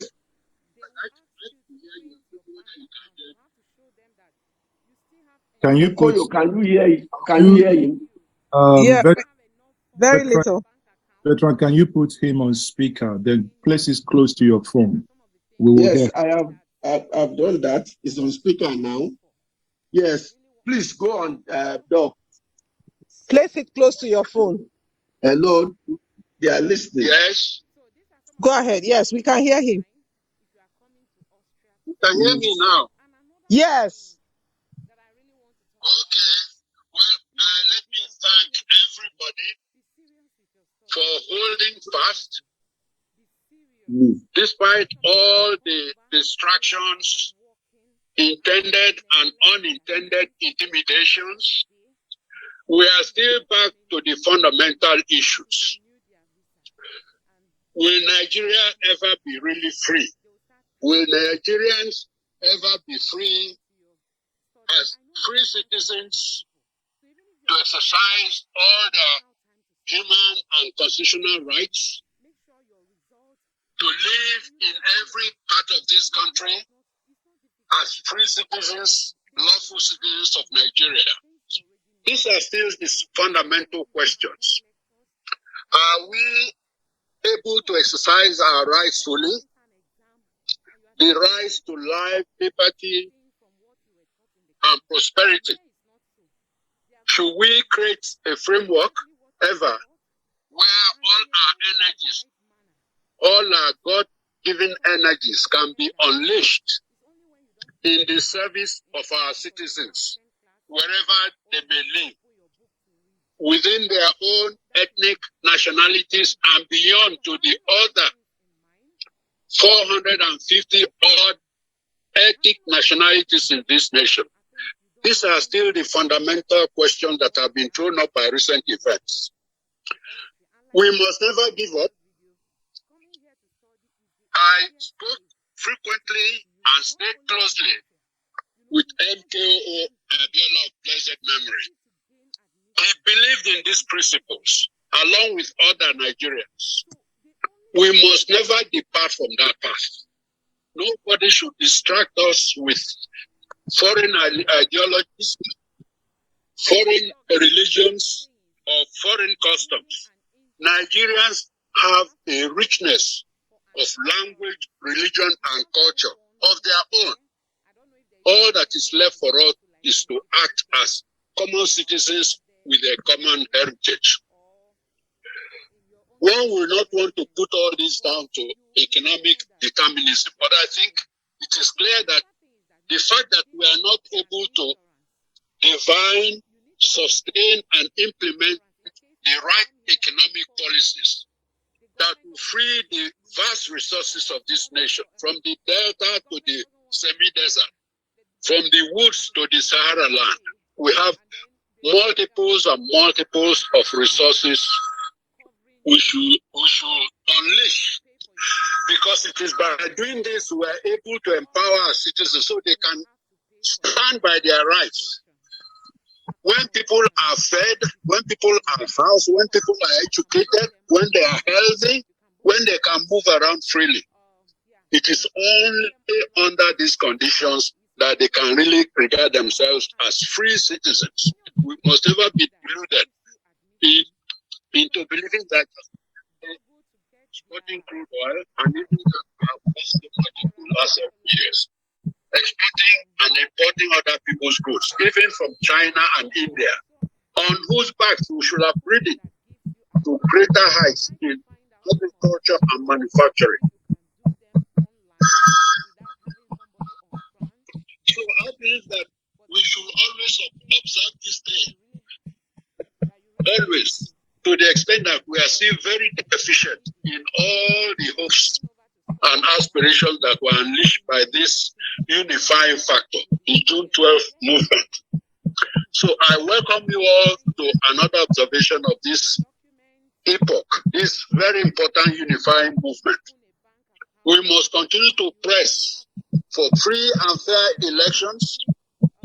We must continue to press for proper husbanding of our resources. The days of misuse, the days of brigandage, the incidence of waste is gone beyond what any nation can really just absorb. We are hemorrhaging from every pore. Let this event today remind us all that we still have a sacred responsibility to reach greater heights. We are hardly where we ought to be. It's projected that by some people that by 2050 or 27 years from now, Nigeria could well be number 3 in population behind India and China. The economy could be perhaps the 9th or better, or around the 9th largest in the world. But clearly, this seeming illusion now can be more than a reality, but we must face squarely the task of mobilizing to fight ignorance, to fight disease, to fight sectionalism, to fight discrimination of all sorts, all the vices that stop Nigerians from the far north to the far south from being able to achieve the result of their labor, to reap the fruits of their labor and achieve the heights that are conferred on them by divine creation. As I said, we should not continue to wallow in a flaring, ephemeral, vanishing, unreal issues in our society. We are yet to really grasp any simple subsector as if we are under our belt. Our agriculture is still primarily primitive and it is now being disturbed by all kinds of internal strife. We have not gone anywhere close to developing the basic agriculture to the extent in terms of productivity of our soil or productivity per man working in agriculture. Not to talk of refining and packaging and all kinds of other value added in that particular sector, which is a major thing that should put Nigeria on the map. Then you move on to the manufacturing. We haven't achieved very much. We should be close to producing 30-35% of our GDP from the manufacturing sector, excluding even the agricultural sector. And as if that was enough, we can also already see the glimpses in the services sector, in the film industry, in all kinds of other utilities and service areas beyond this basic agriculture and manufacturing. But we cannot do this until we develop our infrastructure. We cannot develop our infrastructure if we continue to allow the waste, rather than building and leveraging on our resources to make sure we have the best roads, the best bridges, the best hospitals, the best schools, like we're supposed to have, to sustain and expand reliable communications, and above all, to have uninterrupted power supply from the very resources of energy that we are endowed with. So when you reach over all these areas, we should stop being like feeling that we already have it all. We don't. In fact, we have not really started in relation to the potential that this country has. We've been talking this potential for 60 odd years. It is time enough for us to press on, to use these resources to achieve the kind of wealth and position that is conferred on Nigeria by our resources. So we can be a beacon of hope to our neighbors in the sub-region, to our neighbors in the continent, and also as a beacon to our people who are forced to leave our shores hundreds of years ago in America, Latin America, and the Caribbean, and so on and so forth. They are waiting for Nigeria, along with other nations in Africa. So we should really focus on the meaning of June 12th as something just beyond the elections. It is the only way we can show that we are as human as everybody else. We cannot be stampeded by impunity and lawlessness and organized brigandage of our resources. So once again, I thank you all, and we must press on until we feel we are getting close to that edge where Abiola in his grave will say, yes, my people, you have carried on.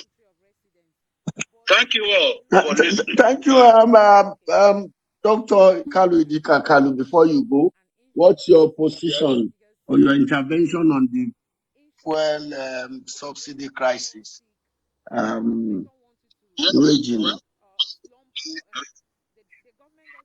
a lot of these things several years ago. Subsidy, we have not quite understood the point of this issue. The issue is not that subsidy is inherently bad. In fact, subsidy, as used by many countries all over the world, you have to interpret it in terms of the way to help the production function until it matures. So it's something that can be selective both in number and in time. So there's nothing wrong as such with subsidies. You use it to help farmers, you use it to help artisans, you use it to help manufacturers. It can come in terms of tax holidays and things of this sort. You use it as an intervention with as a safety net to recognize the fact that a lot of people are not able to help themselves for reasons beyond their power to control. In the Nigerian case, the subsidy situation has been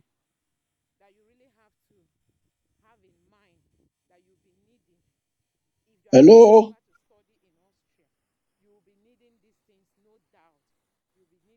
You are muted. You are muted. Hello, sir. I may have to call him. He's muted. Can we take some others while we wait for him? No, let me call him. Let him just round up. He suddenly muted his. Let him just round up. Hello, sir. Sir, no. You were muted. You said in the case of Nigeria. You said hello, sir. Subsidy in the case of Nigeria. Hello, sir.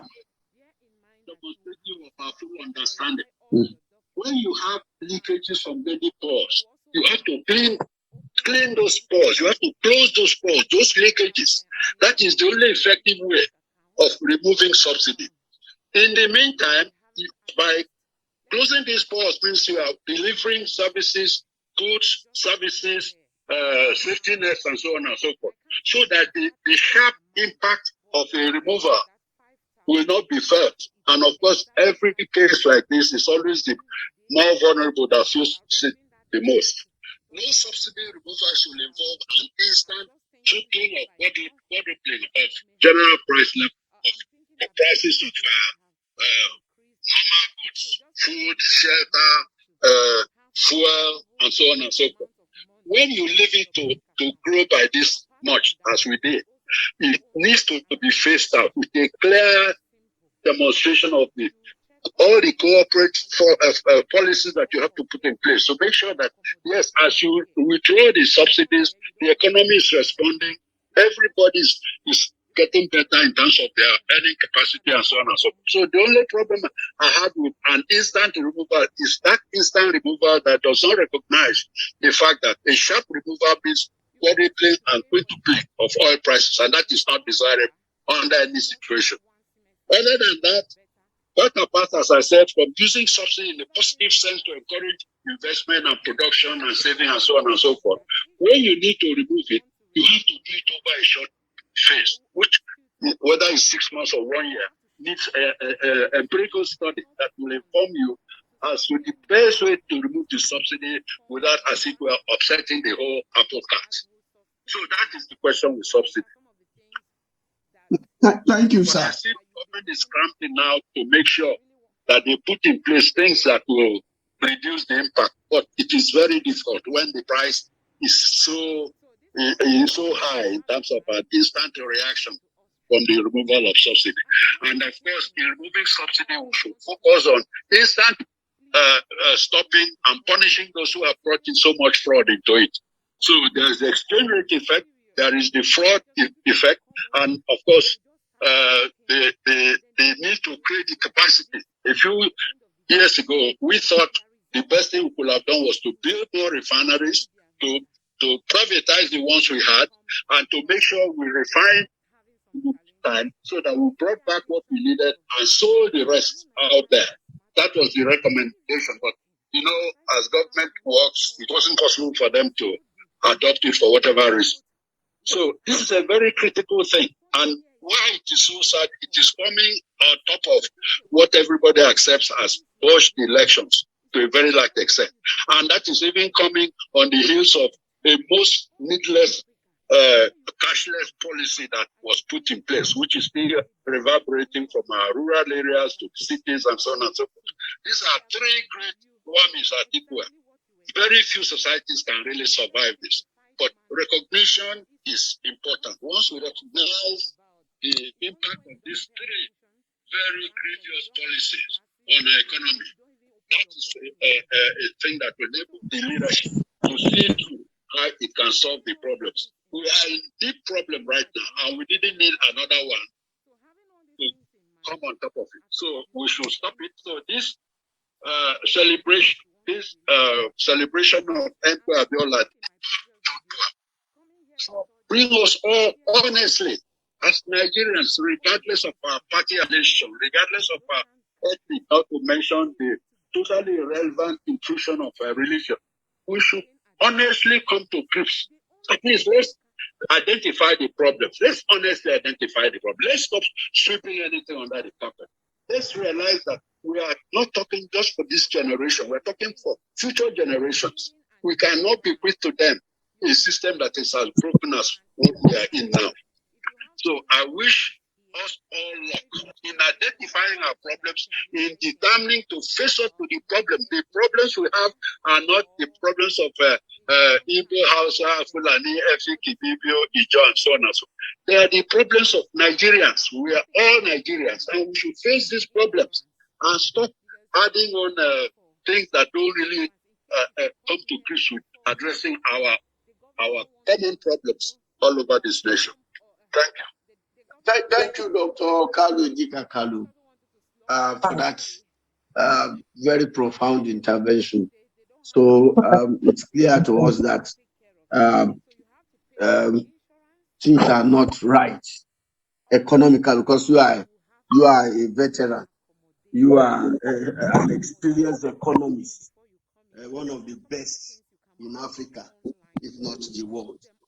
We appreciate your intervention, and this will instruct us on what to do going forward. It means that Nigerian citizens will tighten their belts and really resist this, because you have laid the foundation there that this sharp removal of subsidy is not going to help the economy and the people of Nigeria. It's going to further dislocate, and that is what we are hearing. So are you speaking to them already? Because you have the opportunity to speak as a vet. Are you really talking to government? Are you? I will not say I have no access, but you see, you can have access. The only relevance of access is where you now see some of the things you are saying, or one has been saying for years, being somehow slowly, put into policy production. So I'm listening to a few statements now that are giving me hope that at least we are moving forward. But we cannot afford to rest on our oars. We must see the length of the problem. As I said, there's not one single subsector we can say we've absorbed under our belt. We have to really reorganize the constitutional structure, the production structure, our foreign relations, our social mobilization in every sense of the word. And I have always advised that perhaps what we need to do is break down the local governments into less units that can handle so many projects. Mm-hmm. Remove this so-called indigenous problem, which is a danger to Nigerians. Back in the early colonial days, Nigerians were all over the place. They could do their business all over the place. How can we now lessen that absence of such stratification when we have the right to decide what to do? If the colonial power didn't do that, why should we break people into compartments from which they are stratified? But the answer to that is that leadership must follow up with correct principles that will create the breadth and wealth of opportunities. When Nigerians see the horizon opening up before them, they will focus on their chances to advance themselves, not on what the neighbor speaks or where the neighbor worships or whatever it is. Thank goodness we don't add color of skin, although some people might construe that as a factor. But a lot of things we say flow from the structure, but we must not base a structure that is also now aligned on ethnic lines. Let's talk about development units, viable development units that can handle all kinds of development projects, except for the very largest ones, which because of the benefits of the economies of scale, will be better left to the zonal level or to the national level.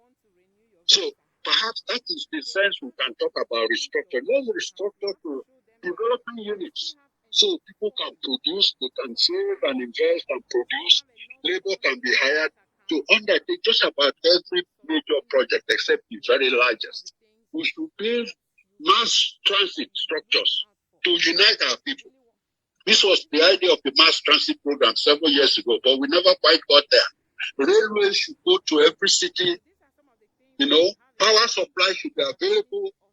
By now, Nigeria should be one of those that have uninterruptible supply because of the work that is yet to be packed, because of the intensity, the quality of the natural resources to harness enough power so that people have light. A few years ago, it got so bad, people couldn't even study in boarding houses because they didn't even have light. This was brought to my attention. And these issues need to be seen on a much larger scale, not just in the scale of a state or a zone. It's a national thing, and this thing should be given initially to those who know best how to produce them.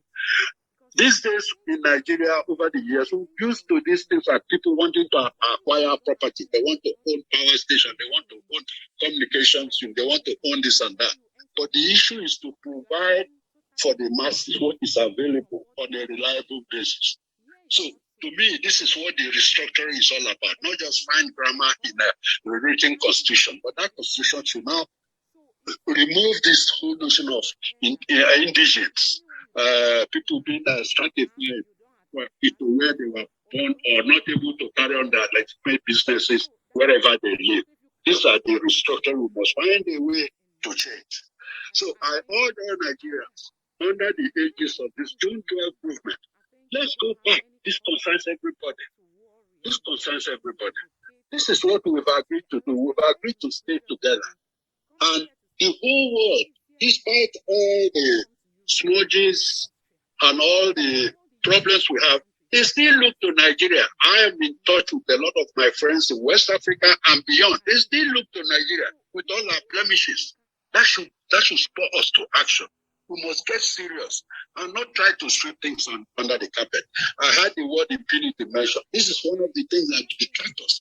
The law must be applied to every citizen. The law has to be observed by the high and mighty. The resources have to be spread. Not some people waking up one morning and ordering all kinds of packages for very few who happen to serve under all kinds of guises in government. We must think about people having water, having light, having security. Security. We must think of people having access, safe access from one village to another village, from one town to another town, from one zone to another zone. This is the essence of freedom, and that is what our forefathers fought for. So we cannot go against those things and think we are moving forward. We are not. We are not. Thank you very much. Thank you, sir. Thank you very much, Dr. K.I.K. Idika Kalu. I see that the NSC president has sent in a representative. I don't know if he's in. Comrade Adeyanju, has he called you? The NSC, that's Ajiro. He is in Geneva now, and said to me that Comrade Adeyanju, but he's been trying to Dr. Idika Kalu was speaking. I don't. Chair, we have to move because we have many hands up, and we are coming to the end of this, so we have to allow people to speak while we establish whether the representative of the president of the NLC is here. Let me quickly call the people who have raised their hands so that we can take them on. and try and close a little bit after 4 p.m. Mr. Chris Opala, please. Can we allow him to speak for just 1 minute? Chris at Opala. Okay, good afternoon, everybody. Good I afternoon.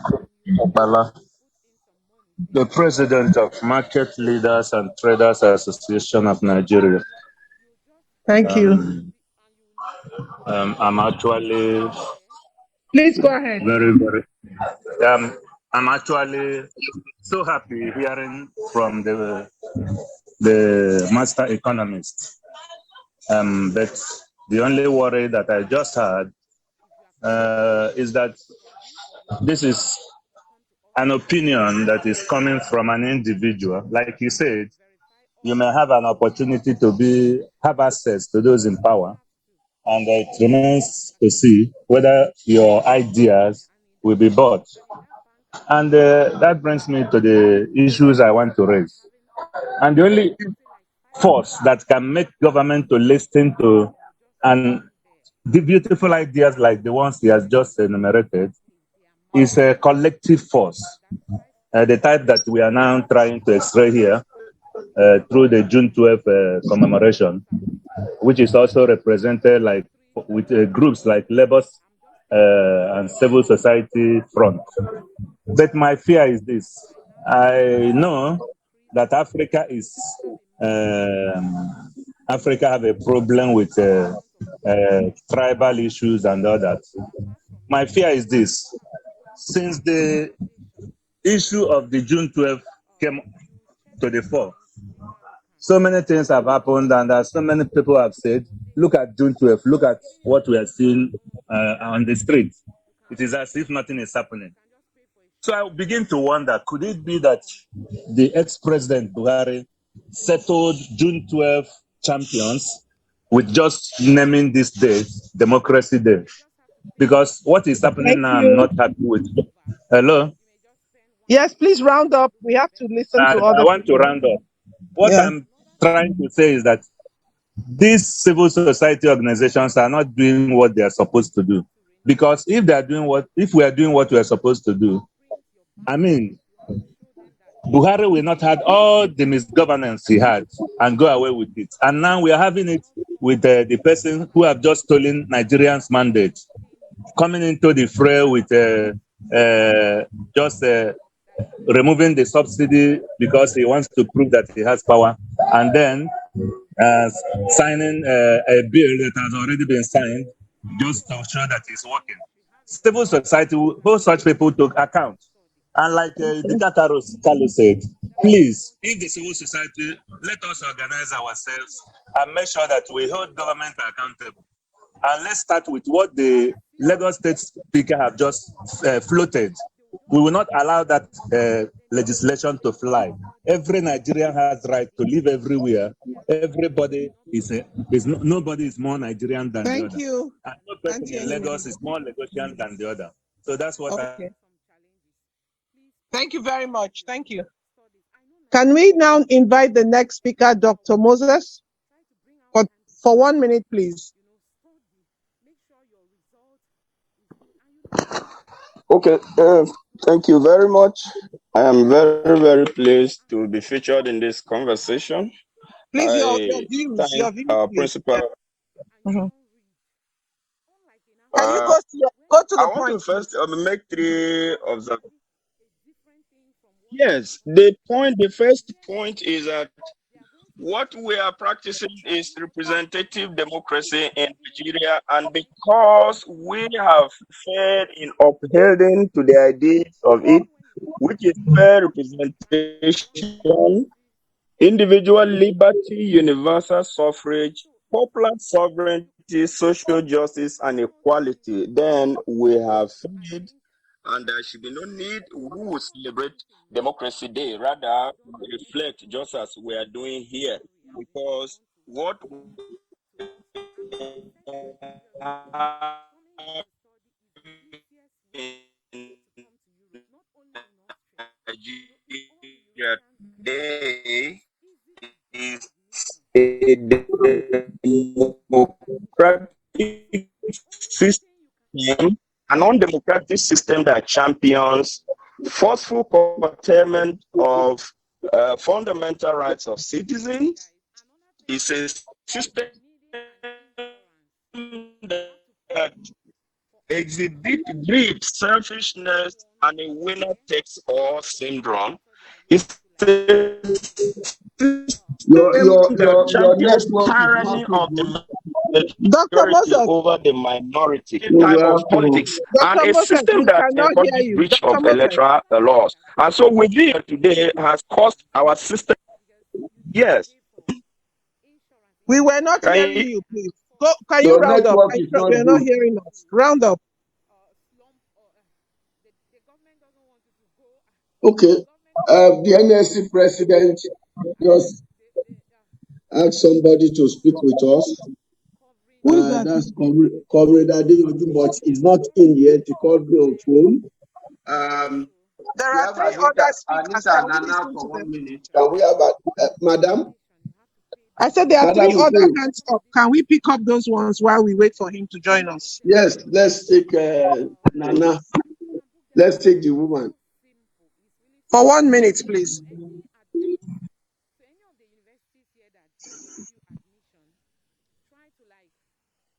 Can you Anita unmute? Nana. Yes, I'm unmuted now. Thank you so much. I'll just go straight to the point. As Nigeria approaches this 30th anniversary of the Democratic Day, I just believe that though most of the political leaders and those of us here on this forum for this democratic issue, we have tried our best, but I will say our best is not good enough to really give the essence of what Nigeria should really be to enjoy the democratic dividend of our nation. So I want to look more on the productivity aspect. If all of us can put our hands together and look at the multidimensional poverty. The multidimensional poverty in this country is just too much. So we need to look at our economic growth, which has not been inclusive at all. Women are suffering. I am Chief Mrs. Anita Nana Okuribido, and I'm a great voice for women. I am the president of Women in Renewable Energy Association, and what we do is to establish, democratic and community development associations, and make sure we provide solutions to all the community social problems by using green devices, which is the lowest hanging fruit. And that's why we came up with the Light Up Nigeria initiative. Because women are suffering, we need to remove the what do you call it now? The drudgery in the lives of women. Women are in agriculture, they don't have land. Women are in agriculture, they don't have implements. They can't even process the products that they produce. It's Please, because we I don't am have begging us, let us do something The so that real we can remove the drudgery from the lives of the women. Because when you teach a woman how to fish, you are teaching the whole nation.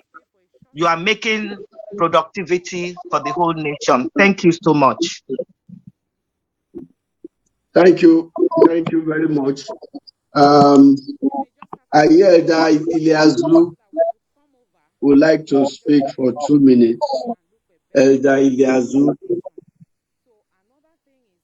for 2 minutes. Control. Hello. Can we have Can you hear me?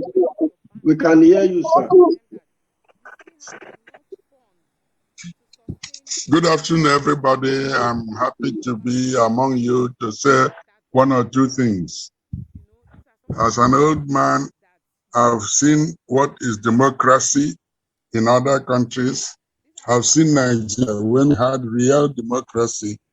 But since 1993, Every year we pick one day and say it is democracy. And yet, look at what happened last February, which was an assault on democracy. We keep on assaulting democracy and we deceive ourselves that we have democracy. We don't. All the things that my young ladies are complaining about is simply because we are not living in a democracy. We are living in a lawless society. Lawless. Because for democracy to work, you must have rule of law. And you have a rule of law in society so that the behavior of other individuals will become predictable. But now, like being in a traffic jam, if you are driving on a traffic and there's traffic light there, and we can't agree whether green is for me and red for you. So if I have green, I go. If you have that, you stop. But when it is green for me, you tell me it is your turn to pass. And so you create a confusion in the minds of people. Democracy without rule of law is a sham. And this is the situation we are in Nigeria now. Everything you can complain of that is happening. You trace it back. It is because we are living in a lawless society. So until we decide that our democracy will be run according to the Constitution and according to rule of law, we are just deceiving ourselves. So if I were to say what I like to see in Nigeria, is a situation where all of us agree to be bound by what decision we have made, even when the constitution is not perfect. And in the constitution on how to amend it. Until we get a constitution that all of us will be prepared to obey, respect, and so on. So right now, if you ask me, we don't have democracy in Nigeria. It's not yet to huru. I'm done. Thank you.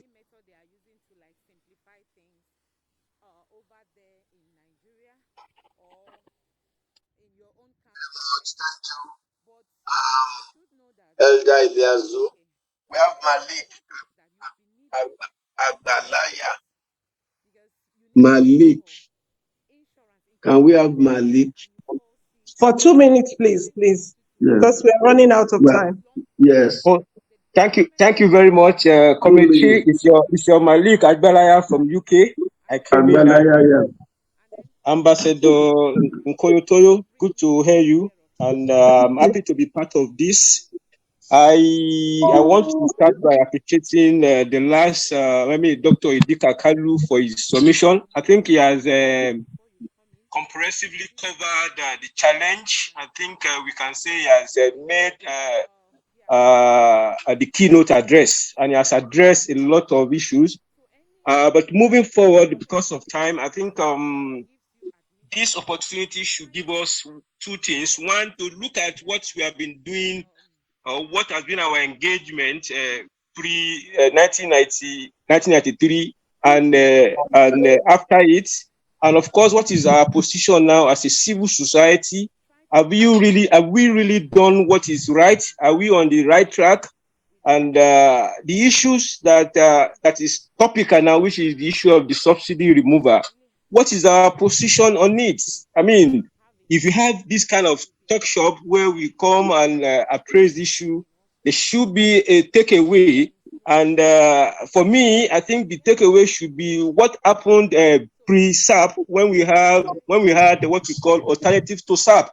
There should be a position, having people like His Excellency Peter Obi, Dr. Idika Kalu, Ambassador the chief himself. We should have a summit of alternative to subsidy, where of course all civil society, because somebody said, I think it was Dr. Committee that said it. What is the responsibility of we that we call ourselves a civil society? We should have a clear-cut position on this and present to government, and I think that is the way forward. The issue of democracy, the issue of Republican, government by the people, these are ongoing. But we should pick the topical issues, address it, and pass it to the government, and ensure that we pursue it to logical conclusion. where our people, I mean the masses, will believe in our position. I think that is what should be our position going forward. Thank you very much, sir. I'm back to my place in England. I'm following you. Thank you very much, Comrade Malik. Know you very well. You have been steadfast since your university days. Thank you, sir. Well done for carrying on. A representative of the NLC president is here. I can't see his microphone. Comrade Adeyoju of the Maritime Workers.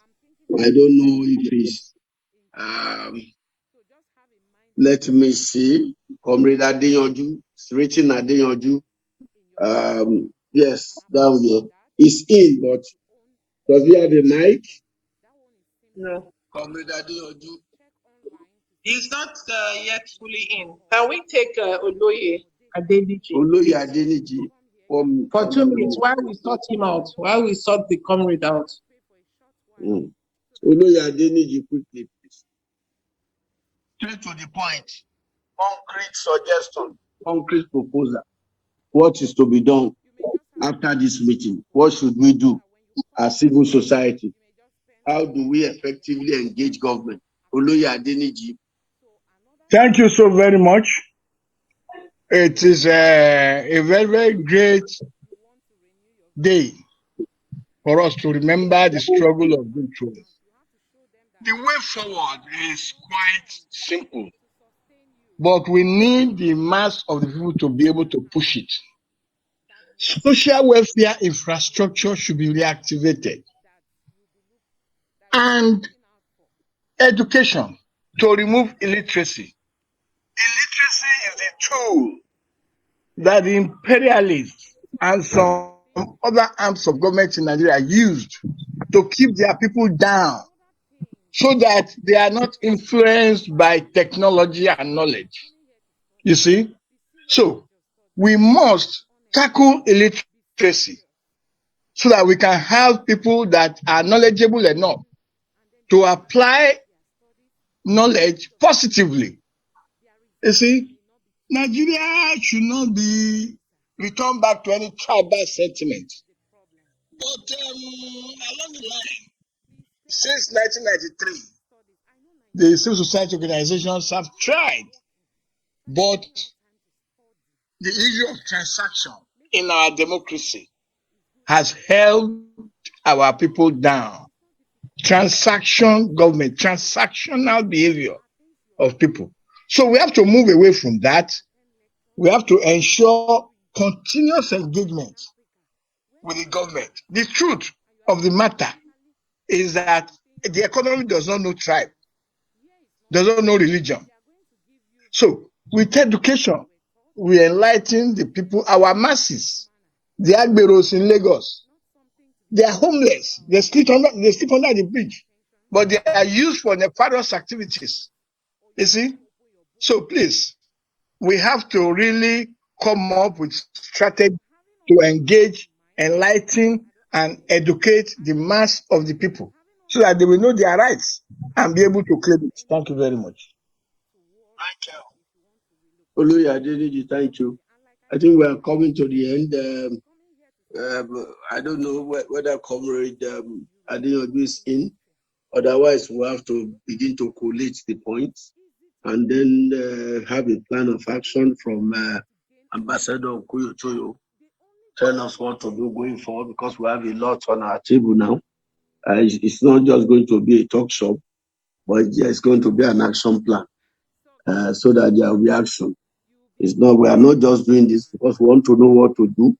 And this is part of the consultation, the people's consultation going forward in engaging the question of electoral crisis and subsidy crisis. So is Comrade Adeyoju there?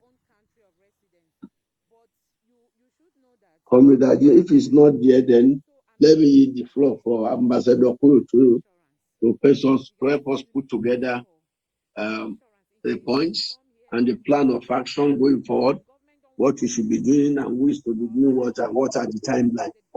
Because today, people are expected to demonstrate their rejection of the outrageous hike in fuel price, various ways.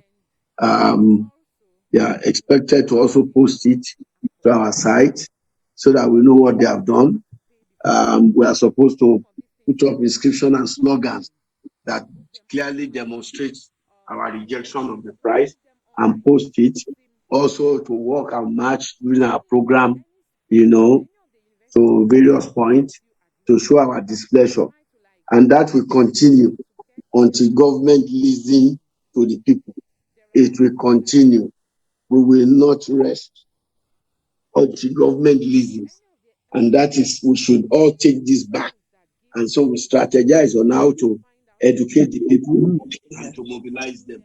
But then, if we have Comrade Adeyanju to talk to us, otherwise I'll hand over to Comrade Adeyanju is here, but I think it's just on video without a mic. Ambassador, what is the problem? Thank you, Che. Thank you very much. I don't know why he hasn't got a mic on himself and Chris. I don't know what the technical problems are at his own end, but I think we need to round up because we've spent over 3 hours now to bring this meeting to a close. If we cannot get the input of Labour, we have heard from some of their key associates. Dr. Agari was here with us, and She's still here. Okay, Dr. Agari is still here. Thank you. Here. Yes. So I think what we need to do is to summarize and probably call the meeting to a close. Some people have already left. Our leader, Peter Obi, has left, so we need to close the meeting at some point soon. Should I do the summary now? Yeah, you have to do just let the people know that Comrade Ajeru is with us. The message is to say that Solidarize is with us, and then they will reach out more, and they are ready to go all the way on this current struggle for first subsidy. They are sent Comrade Ajeru, and also that Alhaji Atiku Abubakar was unable to join us because he was working on something at that time. He sent a message to me directly, and I got that. I said I will relay that. He said he's with us too, and is ready for us whenever we are ready. But presently being attended to by some expert on certain critical personal issue. So I yield the floor to you, Madam Nko, to help us with the summary of the plan of action. What are we going to do? What is imagined? What will be our intervention? And so on. So that whatever we take from here can also be submitted as a communique to the public, to government, to all other stakeholders. Thank you, Madam. Thank you very much, Comrade Che, and thank you to all who have stayed up with us onto this very end. During the course of our conversation, we had well over 70 people join and leave at different times. And so it's been a very engaging interaction. We are excited by it. As you can see, the turn of events have been very, very, it's almost on a roller skate. We don't have the luxury of time to begin to ask ourselves, are we doing things right or are we doing things wrong? Because things are evolving every day. Before you wake up, government is doing a new thing. Before you wake up, another new thing is on us. Another new thing is on us. Another new thing is on us. But we have decided from what we have seen with the two themes that we have taken on board. And let me please thank my elder from my church, Dr. Eleazu. Amazing. I haven't seen him in over 20 years. Elder, nice to hear your voice, and thank you very much for your kind words. I totally agree with you, and that was my point, and the point of our group is that we must return to a rules-based democracy. So we are very much in tune with the points that you have made. We have seen the argument on the side of the democratic work which we have to do. That work is we must return to a more predictable democracy, one which the citizens have a voice in, one which the citizens have their mandates respected and not thrown. And that's what June 12 represents. June 12 represents 30 years of demanding that the people's mandate must be respected. And what we intend to do, apart from going through this recorded message of today's meeting, is to also aggregate all the comments, because I know that many Nigerians have spoken today, including the president and many others. We must begin to aggregate those voices and make them the voices that resonated today with the pro democracy celebrations that we have had. So there is enough information out there beyond even what we have said in this meeting to give us a sense of what Nigerians feel and what Nigerians want. But from us, the takeaway is that we must return to a democracy which respects our voices. And that this space we are articulating from is a space that is ours and we must own, keep, and use it. There are many who think we have not done enough. We need to do a lot more. Some people think that we should be on the streets. Some people think we should do many more other things.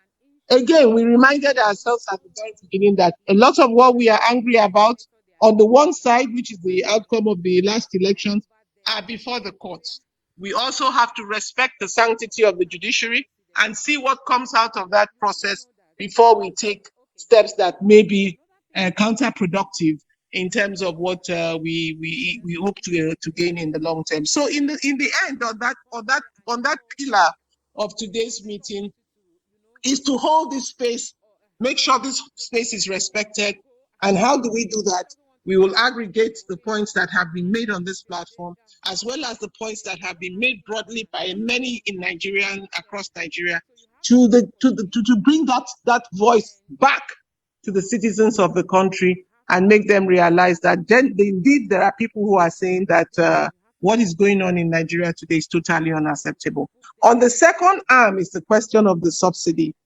Everyone who has spoken, Dr. Idikakalu has given us a menu on which we can now go back and rebuild a very solid statement, which we would make available to the public as the reasons why we are in this debate, and seek a dialogue in our own rights, seek a dialogue in our own rights on how we want the country to proceed with the implications of some of the very callous decisions that have been taken already. So going forward, we have work to do. The first piece of work we have to do is to generate a press release based on this meeting and also based on what we are hearing across Nigeria from different sources, from different people who have spoken today about what the issues are. We need to do an analysis of what people are saying. And then in addition, is to begin to build our base, to broaden the base. I think what is not in doubt from today's meeting is that we do have a leadership in this group that can propel this arguments forward and bring the awareness and consciousness at the highest possible levels of Nigeria and government.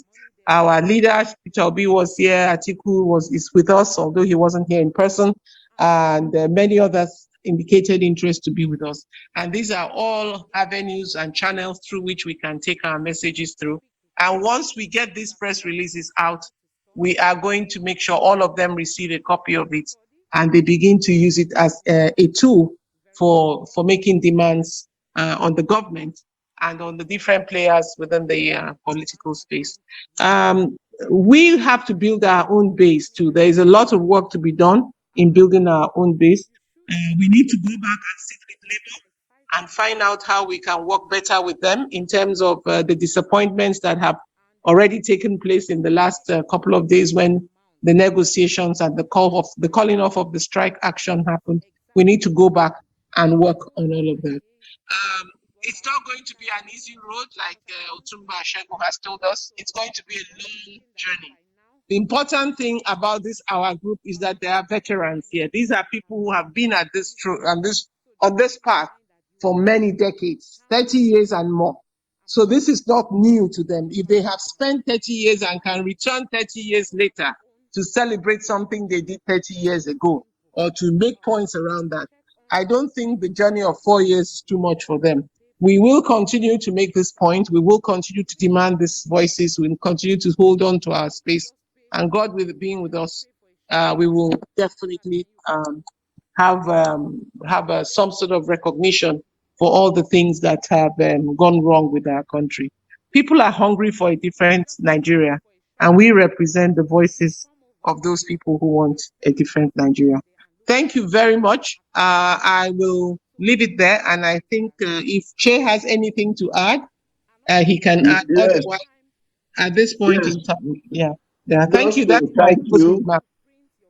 vote of thanks, to thank you and all our panelists and speakers and all those who have attended this, to appreciate them and say the work ahead is enormous, but we can get it done. We can recover our country from the hand of the cartel that is ruling us if we stand up and be counted. We can also be dynamic these days of social media and so on in raising our protest. The protest must go on. The protest must be nationwide. The protest must be national. We cannot afford to be those at this time. Otherwise, our humanity is taken away. The whole common destiny is taken away. So we'd like to thank you. We'd like to appreciate everybody, but there must protest is a constitutional right of citizens. It must be peaceful. But protest it is. The police is expected to give you protection when you just notify them. Or even if they see you on the street, they give you protection. So it's not something that is evil. And Tinubu and some also protested. He joined our protest, I think beginning from 1993 or so, or 1994. He joined. He joined us at the level of the campaign for democracy. Tinubu joined us then. Is that Comrade Adeyanju? Yeah, that's Is me. Comrade Okay, Comrade Adeyanju representing NLC president. Why one now? So just address us on behalf of Labour. That's our comrade representing NLC president. Just Sorry 1 for minute. the mix up here and there. The network have been so funny. On behalf of Nigeria Labour Congress, we want to celebrate all our leaders. That the commitment from Nigeria Labour Congress is still solid. So very soon we are going to get back to the movement. Thank you on behalf of the Nigeria Labour Congress. Thank you very much, Comrade Adeyanju of the Thank you. maritime workers. We appreciate you. Thank you, You sir. have been Thank very you, sir. steadfast. We Thank you. appreciate the NLC is steadfast too. People misread or misconstrue NLC at times. I laugh. If they know Ajiru very well, they will not. But I laugh. It's also trying to be. These are veterans who are dogged. They don't know, but wisdom. We need a lot of wisdom, particularly when people are getting black market order, from court. So we appreciate the Nigerian Labour Congress and everybody who has taken time to be part of us. We have plan of action. Madam Mukoyo is going to help us to issue or put together the communique, and then we are going to follow it. We are going to implement it together because we did this together. So we'll be ending this with our solidarity song. That is not we shall overcome. There is victory for us. There is victory for us. That is the one where we're going to be taking in rounding up the 30th anniversary commemoration of the June 12th Democracy Day. There is victory for us. 1, 2. There is victory for us. Victory. There is victory for us. In the trouble for Nigeria. Please unmute everybody. There is victory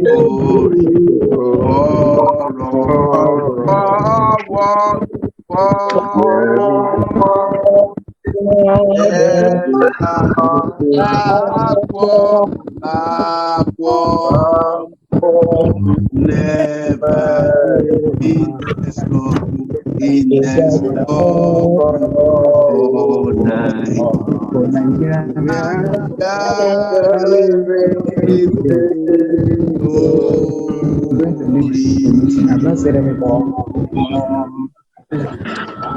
Thank you very much. Thank you all. Thank you. Thank you. To start by most sincerely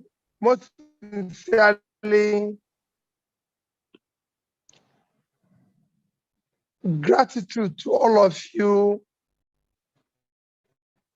for the effort you have put over the years, fighting for a better Nigeria and the welfare of people.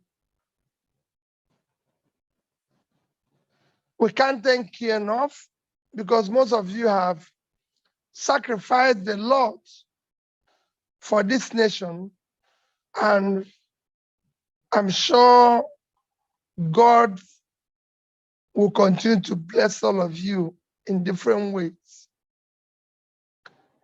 Again, to urge you to continue your effort. At times when you're working and sacrificing a difficult, unappreciated situation like we are in Nigeria, you feel very pained that your sacrifice is in vain. But I assure you it's not in vain. It's adding every day to this long journey of change. What you're doing is what is helping this change we're all fighting for. This new Nigeria we're all fighting for. It is your sacrifice and passport.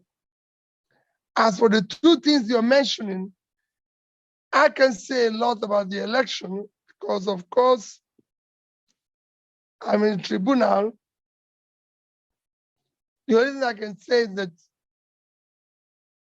the major ingredients of democracy is, like my very dear sister in Korea has said, must be rooted on the foundation of rule of law. And like I've said publicly, if you must seek or want to answer His or Her Excellency, the process through which you reach that destination must be excellent. Because you've now become exemplary, a role model for people to emulate. And we cannot allow our children, our young ones, to be emulating criminality and things that are wrong. So for me, this is sacrosanct. The process is far more important than what you do thereafter. As for issue of subsidy, I've maintained throughout the campaign that subsidy is organized crime, and I've shown it using the example of Nigeria and Pakistan to show that the quantity of we consume is far more than what we're supposed to consume, because we have a country with similar population, even with more roads. I don't know whether they have more cars, consuming below 50% of what we consume. So showing it, I've looked at the cost, and like again, my dear sister said, let's be transparent, let's have the costing. I said I will remove it immediately, but let's have the statistical method in which you arrive at, one, the cost, what you're removing, and the benefits. Like I mentioned in my tweet, that there's a difference between if you have a toothache and it has to be removed. There's a difference between that you went to the dentist and he applies the local anesthesia and then having it removed by force. And when you want to do this, we want to see governance where every sector that requires urgent change is being done simultaneously. And for me, the number one thing we need to deal with in this country is cutting the cost of governance. It is huge, it is irresponsible, and must be dealt with immediately. When we cut cost of governance, that is number one. Then we now start cutting the cost, and every cost, everything we're going to do must be in such a way that there's an empirical, verifiable, statistical evidence. This is what we're doing. This is where we're going to do it. If it's going to involve the public, like issue of subsidy, where we know that the people that will be affected more are those at the lower stratum of the society, government must be pro-poor in all their decisions. They must look at what will affect them, those who are less privileged. Because all these things, for the privileged ones, it doesn't affect them. So we must look at it. So for me, government must, in everything they do, think about the less privileged, the poor in our society.